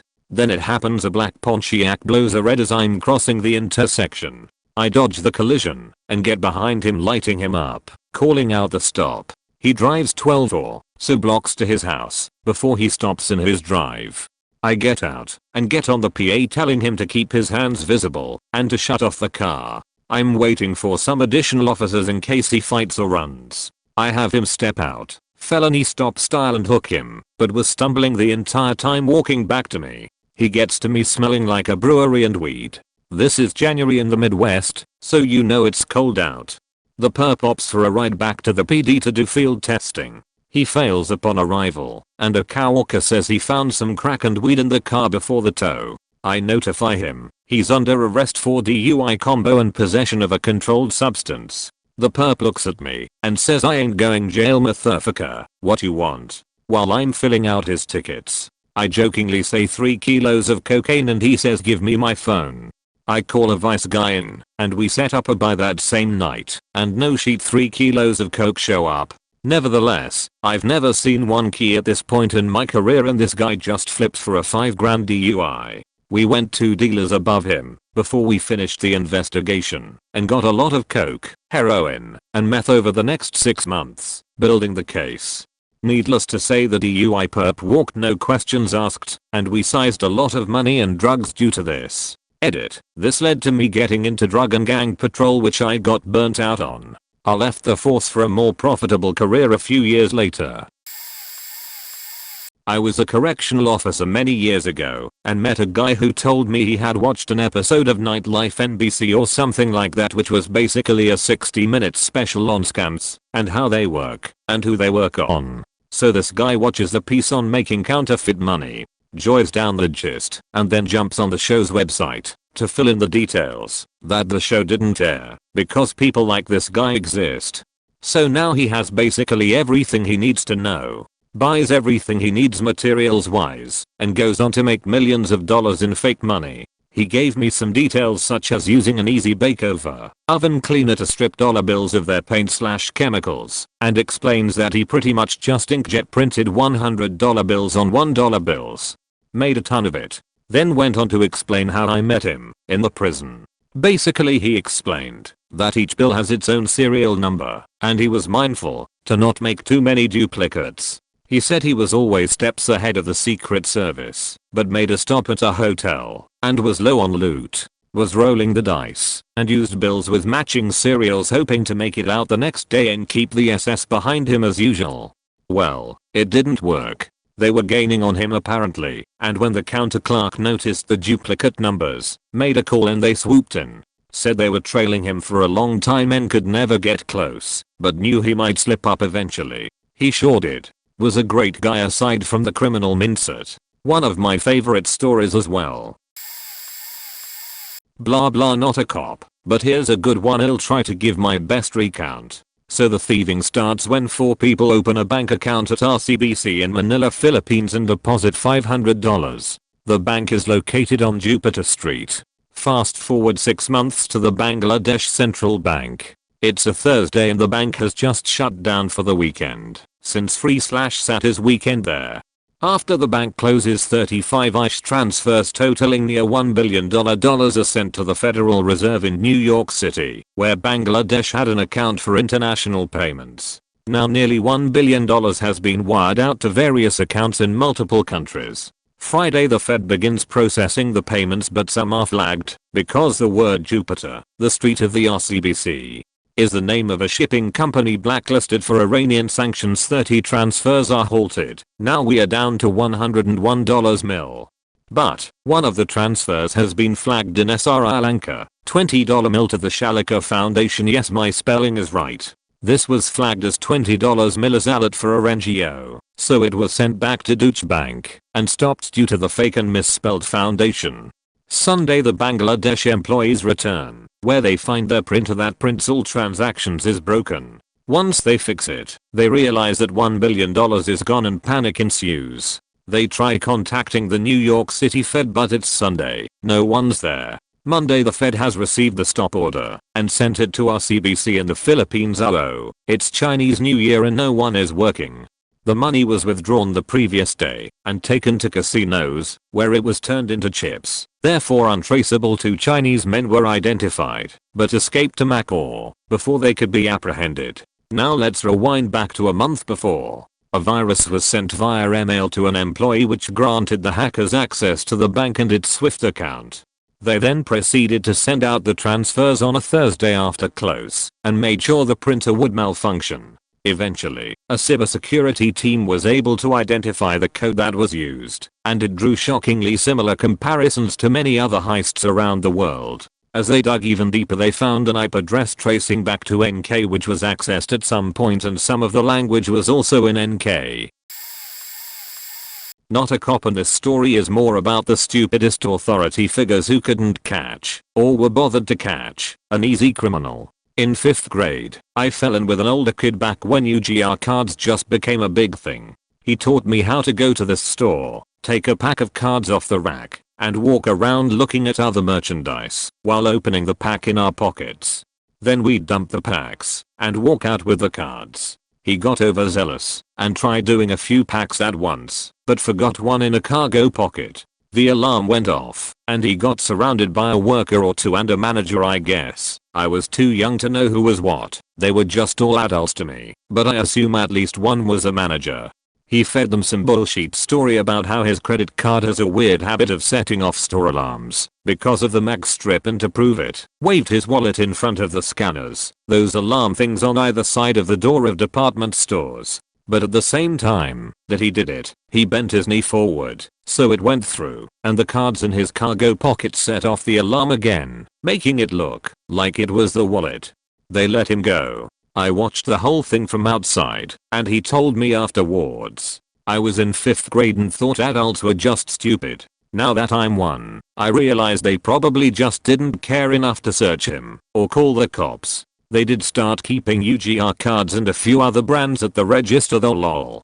Another time in high school, a friend of mine bought 1 can of cheap spray paint and 4 cans of good spray paint at Walmart. He used the self-checkout and scanned the cheap one 5 times, but bagged the good ones, so he only paid for 5 cheap ones and got 4 good ones instead. When the alarm went off, he told the greeter/receipt checker that he bought and paid for 5 cans. Apparently they only looked at the receipt, counted 5 cans, and chalked it off as a technical issue without looking at the actual cans.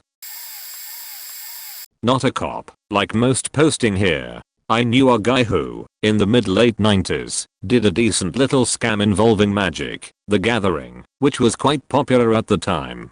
At this time, you could go into Toys R Us and other large toy/department stores and find booster pack dispensers mounted on the edges of shelves. Intent was that you'd pull out a few packs, then go pay for them. Instead, his group would load up their large coats with as many packs as they could stuff in. They'd already done the work of figuring out where cameras were, how to distract staff and security, and see. Then they'd unload it all in the car, tossing low-value cards on the floor. Each booster pack has an own ratio of low/medium/high value cards, and keeping the good ones while heading to the next store in the region. When it got too difficult to wade through, they'd stop to toss the chaff in a dumpster. After a day's work, they'd head home and build amazing powerful decks with all the free cards, then go into tournaments and win tons of cash and prizes. Some of them were also very skilled players. Occasionally would sell big binders of cards, individual ultra rares, even winning tournament decks to aspiring players. Last I heard, they all quit once they turned 18, except one guy who got caught and then tried as an adult. White collar incident I dealt with almost 20 years ago now. Happened at an IT and software development company that was mismanaged to the nines by a team of completely callous and aloof business-minded middle managers who actually knew jack shit about tech in general. They would make outrageous requests to staff members, always asking them to come in on weekends. So saying that employee morale was low would be a huge understatement. Unable to comprehend why company output was so lackluster, combined with down spiraling profits, lead them to believe that employee layoffs were the only answer. To rub salt in everyone's wounds even more, they hired an outside consulting firm to manage the layoffs. A completely impersonal, and in the end, ineffective move that would eventually be the downfall of the entire company. This pushed 3 individuals to the brink of their sanity. While drowning their sorrows one night, one of the men, an IT expert, revealed that he could sneak a virus into the company's accounting system, which would siphon off a small fraction of each financial transaction processed through the company's infrastructure. The amount was minute enough to not raise any red flags to any who would be savvy to their crime. Another one of the men, who somehow garnered a promotion on recommendation from the consultants, was able to use his newfound security access to plant the virus. The heist actually went swimmingly, and the 3 were ready to kick back and soak it in. The 3 even celebrated by destroying some faulty office equipment which had constantly plagued their work week. After a quick check of the ghost account they had set up to deposit the funds, the IT whiz discovered he had messed up some of the code in the virus, and it was siphoning way more money than they had intended. This of course set off all the alarms at the company as almost $300,000 was missing from the books in only a matter of days. One of the men, the mastermind who had received the inexplicable promotion and actually planted the virus, was going to accept culpability for the crime. When he had arrived at the office, it was totally engulfed in flames. Turns out another employee, somewhat mentally deficient but equally disgruntled, had also reached his boiling point and had lit the building on fire the night before. The 3 perpetrators got away scot-free and there still have been no arrests to this day. They actually made a documentary about this whole plight that I highly recommend. Not a cop, but an old friend of mine. We were friends around 12ish and stopped hanging out around 15 when he started smoking weed and I didn't want to associate myself with that crowd. Well, a good thing I didn't, because the group of dickheads he hanged out with started calling themselves a gang and did various sorts of illegal stuff I didn't want to get involved in. One of the things was this. They'd go to a store selling expensive shoes, and as you probably know only one of the pair of shoes is put on the displays at most stores to avoid theft. Well, he'd take the exact one on the display and ask for it in the size it was there. After trying to putting on, fiddling with it, or just anything to waste time until the staff member went away, he'd take the other shoe. Let's say the shop had the right one displayed. He'd take the left one from the box, hide it in his bag and quickly leave. This was the sneaky part of the plan. Now he has a left shoe. The staff member probably didn't bother to check the box, and he got away. He'd go into another store, and since the shoes on display are the right ones, he'd take one assuming it was the right size and either sneakily leave or just run. That when he'd have a right and left shoes, making a pair and sell them for £70 and up. They were a group of 8, and they'd strategically do it on different days over the course of the month. They could do around 20 to 30 pairs of shoes, traveling and going to different locations, and since they're 8 people, sending different people in, they could easily make around £3,000 a month altogether without getting caught.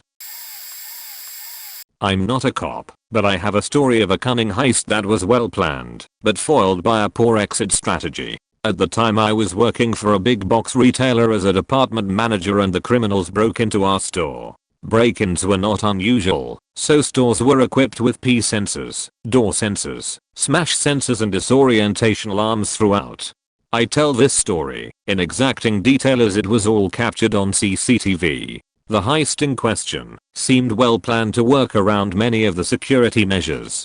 3 criminals removed bolts on a roof panel, lifting off the roof, peeling back the insulation, and shimmying down some internal pipe work. It was a warehouse-style store, so all the P sensors were mounted on cable trays about 10 feet off the ground, hinging from the ceiling. The criminals used the cable trays to move around above the shop floor without tripping the sensors, and then, when they were ready, dropped down directly over the high-value glass cabinets, targeting smartphones and iPods. They had glass smash hammers and simply smashed all the glass, shoveling the goods off the shelf into large plastic bags. Naturally though, by this time they had set off the P sensors and the internal alarm was sounding. They decided to make a run for it, but instead of heading for the nearby fire exit they headed to the back of the store. At the back there were 2 fire exits, a locked door that led to the loading dock, an unlocked staff room door which had a fire exit sign, and a glass window that looked into the staff room.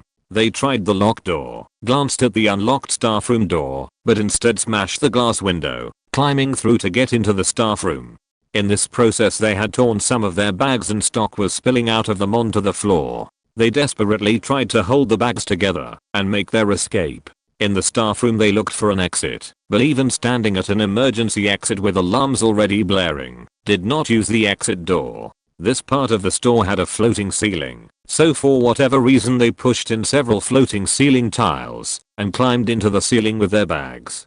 A few minutes pass on the CCTV, then on the footage of the adjacent dock area you see one of the criminals kicking through a plasterboard wall about 12 feet off the ground. They make a hole large enough to climb through, and clearly desperate to make an escape, abandon their bags of stolen goods in the ceiling space, jumping cautiously down into the loading dock. By this time the security company has arrived at the premises, but are only around the front of the store. It's unclear if the criminals had a lookout, but more desperate to escape than ever they now use the 5th fire escape they come to, throwing the door open and running down the alley behind the building into darkness. It's still unclear to me, to this day, why these criminals didn't opt to use any of the conveniently available fire exits along their path. They had clearly scoped out the building beforehand and all the exits were well covered from sight from nearby roads, etc. When the police came to investigate though, they discovered the stupidest mistake of all. In the ceiling space above the staff room they found a used phone with SIM card amongst the new ones that had spilled out of the bags. A few days later they called in on the owner of the phone.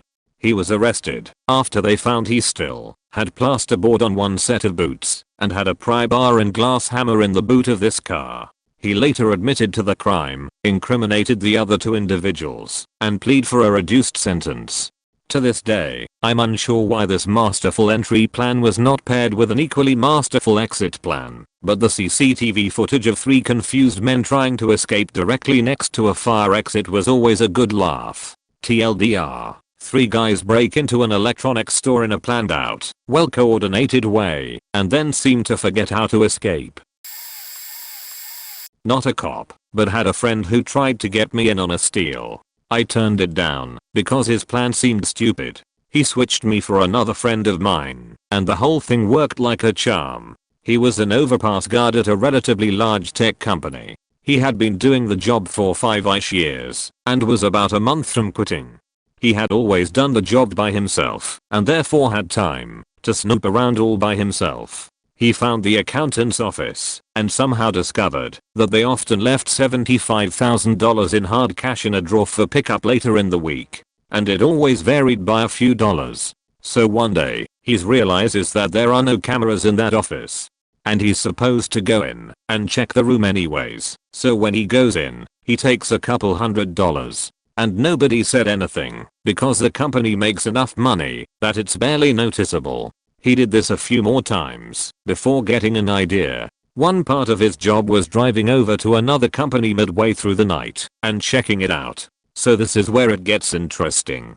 He leaves one night to check the other building, checks it, and goes to get McDonald's. That part is important. The other friend smashes a window to get into the cameraless room and takes all $75K. The alarms go off, but he gets out in time because the person who is supposed to show up and check the alarm is, and you guessed it, my friend the security guard.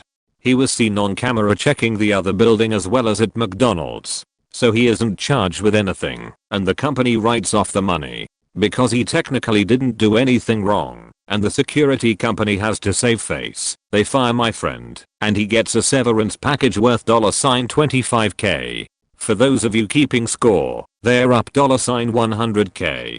The security company needs to hire a new person. Who do they hire? The guy who broke in the first time. They watch the place for another month or two, and when they are certain that the tech company didn't bother to update their camera systems or anything, they repeat the job again, just switching roles. All in all, they earned about $190,000 by the end of this. Since they faked up bootelling me at the beginning, they gave me $10K to not tell anyone. Not that it mattered. I'm pretty sure they have never spoken to each other again, and they blew all the money anyways. So now I'm telling Reddit. I worked for a manufacturing company that was on the edge of a big, really shitty hood in a sleepy little southern town. We had cars broken into several times, people trying to sell dope in the parking lot, things like that. Place was big, like several 100,000 square feet, so there were 2 golf carts for the managers at the front to use to move around the plant. Place was fully shut every weekend. Anyway, came in Monday. It was after a predicted pattern of really heavy rain for the whole weekend, and someone had cut the main power to the plant. Rain had caused power outages around town, then broken. Nope, the company did not have an alarm that went off when this happened. This was in the 80s. They broke into the maintenance cage and took crowbars, duct tape, and a couple of flashlights, and the keys to the golf carts. Taping the flashlights to the carts, they used the crowbars to break into every locker, toolbox, and office, taking anything and everything of value, tools and measuring equipment, electronics, office supplies, people's coats and clothes, literally anything and everything of value in the place. Once the carts were fully loaded, they had opened a roll-up door and drove them off. Cops found a site about 1/4 mile away with golf cart tracks and truck tracks. So it appeared that the thieves loaded their stuff into a large truck, then came back for more. Cops even think they did it over several days, because I mean nothing was left in the way of tools or items of value. They even broke the glass on the vending machines and emptied them too. And no one was ever caught. Not a cop, but I once read a story about a guy who defrauded a commercial real estate development company by posing as an authorized agent of the company's largest creditor. The company was in default on a substantial loan from this creditor, and the creditor was based in another country. I'm leaving some technical details out, but the guy successfully caused the company to assign interests in the properties over to him. He fraudulently induced the owner of the company to assign his shares of the company to him, sold the supposed interests in the properties to various partners in crime, then clandestinely brought lawsuits purportedly on behalf of the company and foreign creditor, using equally shady lawyers against the new assignees to rescind the transactions based on fraud, quickly reaching a settlement after filing that left the properties with the assignees in exchange for more money. By the time all of it was unraveled, figured out, and the true owner of the company sued to rescind everything. The guy had spent or hidden the millions of dollars he obtained, and the new assignees were able to successfully obtain dismissal of the cases on statute of limitations grounds filed by the company to rescind the transactions by showing the company had sued them for the exact same thing several years before, thus keeping the properties. The foreign creditor also never recovered any money or the properties. As far as I know, no law enforcement agency was interested in investigating any of this, despite someone fraudulently pilfering millions of dollars of real estate and even using the courts as a tool to prevent any recourse by the real victims.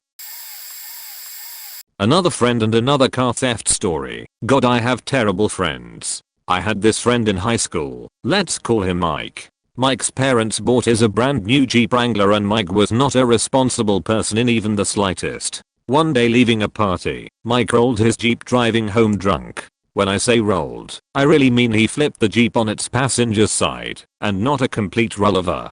He managed to walk away unharmed, but the passenger side and roof of the Jeep were toast. He had a friend come pick him up off the side of the road and they used a winch to flip the Jeep back on the tires and towed it to his house. He lived in a rural area on about 50 acres or so with plenty of area to hide the Jeep.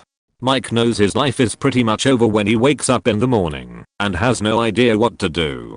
Couple hours later, he comes up with the brilliant idea to steal a Jeep and try to pass it off as his own. There was an almost identical Jeep at a car lot in town with the only difference being it was an automatic and his was a stick shift. Same color, same engine, same options, etc. He goes back that night and steals the Jeep out of the lot and takes it to where his Jeep was stashed. Him and his friend take the windshield, VIN plate and driver door off the new Jeep and swap it with the VIN plate and door off his old Jeep. Didn't have fuel injection so there were no worries about the computer or electronics. They rekeyed the ignition and doors so that his old keys and spare set would work on the stolen Jeep. The only difference you could tell was that it was an automatic instead of a stick shift. Whether other people would ask and say I thought it was a manual, he'd like and tell them he had it converted. No idea how his parents never knew, or if they did, and kept it to themselves, but either way, he got away with it, and even sold the Jeep years later without issue. As for the old Jeep, they eventually tore most of it down, and hauled it into the middle of nowhere and dumped it. Where they went, people abandoned cars and old junk all the time, so it was nothing out of the ordinary. Several years later, and after he had already sold the stolen Jeep, there was a cleanup out where they dumped the wrecked Jeep where all the abandoned cars and other junk were flown out with helicopters. Never heard anything about the Jeep after that. I had a very close relative that was in law enforcement for well over 30 years. He once told me about this cat burglar that was never caught until one car chase that ended his career. So this man was well known in his neighborhood for being the guy who walked 2 to 3 times per day everywhere in his small town. Look out the window and you'd likely see him on a stroll. He'd leave for a few days every now and then and return to his walking schedule. Or he'd leave and rush to get to his next walk. Yet no one ever put 2 and 2 together to figure out that when he was away, some place got burgled. Some of his burglaries were very high profile and on national news. Forward a few years and he's under suspicion due to some neighboring business new security camera. Back then security cameras weren't popular and weren't the best quality. Even fewer came with backup systems to keep footage. The authorities questioned him and figured out he might be their guy. My relative was assigned to check all this out and see if they could catch him. But he was never found nearby the burglaries and was always at home by the time they checked his house. He was from such a small town that if they parked a car on the street to watch the guy's house, everyone would know who it was. There was no way they could watch the guy's house 24/7. So they rented a room in a house nearby, but couldn't get anything closer for a better view. The guy could sneak out one side of his house from a few windows. Turns out this is what the cat burglar did, because he knew damn well they were after him. So he started leaving notes basically telling the authorities how stupid they were, etc. My relative said one of the notes was basically a pin-up poster, a la the 50s pin-ups, with a note saying something like at least they could enjoy looking at the pin-up, since they couldn't get their eyes on anything else, lol. So like 2 decades later they finally catch him leaving a place with new cameras and increased staff to help get him. They start chasing him and the cat burglar almost got away, except he crashed the car into a power pole. He was ejected from the car, wasn't wearing a seatbelt, and he broke through the windshield hitting the pole straight on. He wound up unable to walk for about a decade afterward. He couldn't remember anything, had no short-term memory, and no hand-eye coordination. As well, he lost sight in one eye, lost use of his fingers on one hand, and never again stood up straight. He was released after a few years of prison on good behavior, on that one burglary. Over the course of 2 decades they figured out that he burgled a place every few months, about 2 to 3 a year. Often he would take just 1 or 2 things and none of the stolen property was ever recovered. So 10 years after the accident he started walking the neighborhoods again, but this time had a young woman with him. My relative said they watched the two for a few years and suspected he'd been teaching this woman, but never pinned anything on her. Crazy. TLDR. Super cat burglar wasn't caught over 2 decades of burglaries, gets seen leaving a building with stolen property, and big car chase ensues. It ended with him crashing his car into a power pole and survives, but without the capacity to do much at all for the remainder of his life. He was never tried or convicted of all of his burglaries. Edit. Spelling. A word. Not sure if he was the smartest criminal, but this hustle always stuck in my memory. This guy was doing life in prison for something else, but he used to transport pounds of weed in a really slick way. He'd buy a broke down Porsche car that couldn't run with cash, never turned in any paperwork to the DMV. He'd load all the weed into side panels, seats, etc., effectively hiding it from view within the car and sealing all his packaging to be as smell proof as possible. He'd use his AAA insurance, which allows a once-a-year tow up to a certain amount of miles. He'd transport all of his crops from one part of the state to the other, and he'd use AAA to do it. If the car was ever stopped, which, why would it be, it's just some junker being towed on a flatbed by police while in transit, it would be damn near impossible to prove that he hid the weed in the car, unless he admitted to doing it. Sure, he'd lose the weed in the car, and the cops would look at him real hard, but no way could they tie it to him. He wasn't transporting the car wasn't even being driven on road, and the car wasn't in his name, just some junker he bought for cash. It's his name on the insurance, but whatever, there was no way to prove he put the weed in the car. Told me he did this for years, never caught for it. I always thought that kid Maximum Wade was on some next level shit. He's the teen that stole Guy Fieri's Lamborghini, rappelled down from the roof of the dealership service center if I recall, hid it in a storage rental place, where he also had a former cop car painted and marked as a legit car, and police officer and sheriff uniforms I believe. Apparently had been pulling scams using the uniforms. He was caught after trying to murder his ex-girlfriend's new boyfriend. He pulled up to them while parked in front of her house on an all-black street bike, all-black outfit, and unloaded a shotgun through the guy's door and sped away. Took quite a bit of detective work to catch him. When he was being held, the facility was attacked. Apparently his boys came through and blew a hole in the jail wall to try to extract him, but he was unable to escape. I don't recall if they were caught. They may have been. The heist he was planning, before he got caught, was to rob a large SF jewelry store. That's what the PD/sheriff uniforms were all for. They were to cause a small explosion at the entry to the mall, in/near a garbage can. As expected, police would be called. This is where they would run into the jewelry store to help secure it, then lock it down, and rob the place during the chaos. Meanwhile, homeboy flies in a chopper and the accomplices all climb up and they escape. From what I recall, they already had the chopper/airfield picked out, and I believe the kid had already taken, or was taking flying lessons. Something to that extent. Been a while since I read up on him, but damn, kid had quite the imagination and apparent skill set. Now he's locked away. Not a cop. About 15 years ago in Melbourne, I was working for an Apple licensed store before Apple opened their own stores in Australia. A guy came in and wanted to buy a Mac and an iPod with a credit card. The employee on the floor rang me and said that for some reason the card is not going through the FPOS terminal. I came down and tried it. When the card was swiped, the message on the terminal read, "Insert the card into smart card slot." Thing is, the card did not have a smart chip on it. The banks in Australia just started introducing the smart chips, and not all cards had them yet. I asked the guy for ID and he showed me other cards with his name and driver's license with the same name. I told him to contact his bank. After the guy left, I rang the bank, and they told me that it had to be a fake card. Few weeks later my friend who was a cop told me about a gang working in a casino across the road. They would walk around and spot people who were losing a lot of money. They would then offer them to make up their losses by buying high value items with fake cards. They would melt the stolen credit card numbers onto blank cards.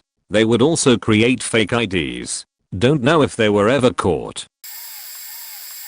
Not a police officer. There was a series of burglaries by what the police thought were the same group of people in Southern California in 2012 to 2013.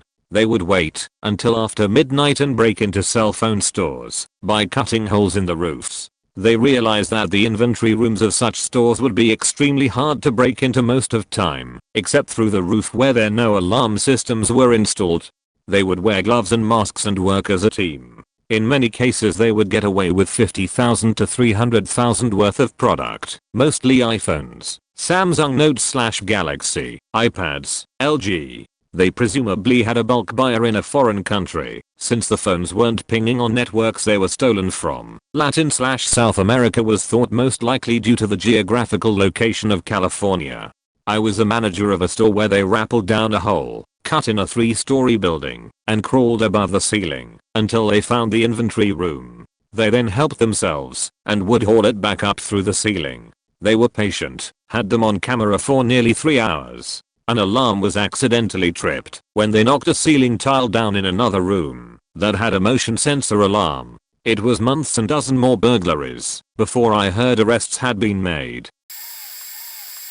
Obligatory not a cop, but I was part of 2 groups. It was a pretty petty crime, DUI, no license, for the first story. Second story was no license. I don't know if it's still the case, but my old motorcycling group used to do learner rides together. On these learner rides, you'd have 30 plus motorcyclists all riding in formation, generally behaving themselves, clocking up the right time and hours needed to pass the test successfully. Most of the time you'd have 30 guys learning from the same 2 to 3 instructors, so everyone behaved the same way, and it was generally pretty safe. Story 1. Stoney was leading the ride at the very front. She's a pretty experienced middle-aged rider and was leading a very well-planned group of 57 people. We were riding on one of the highways when we get pulled over for a random breath test.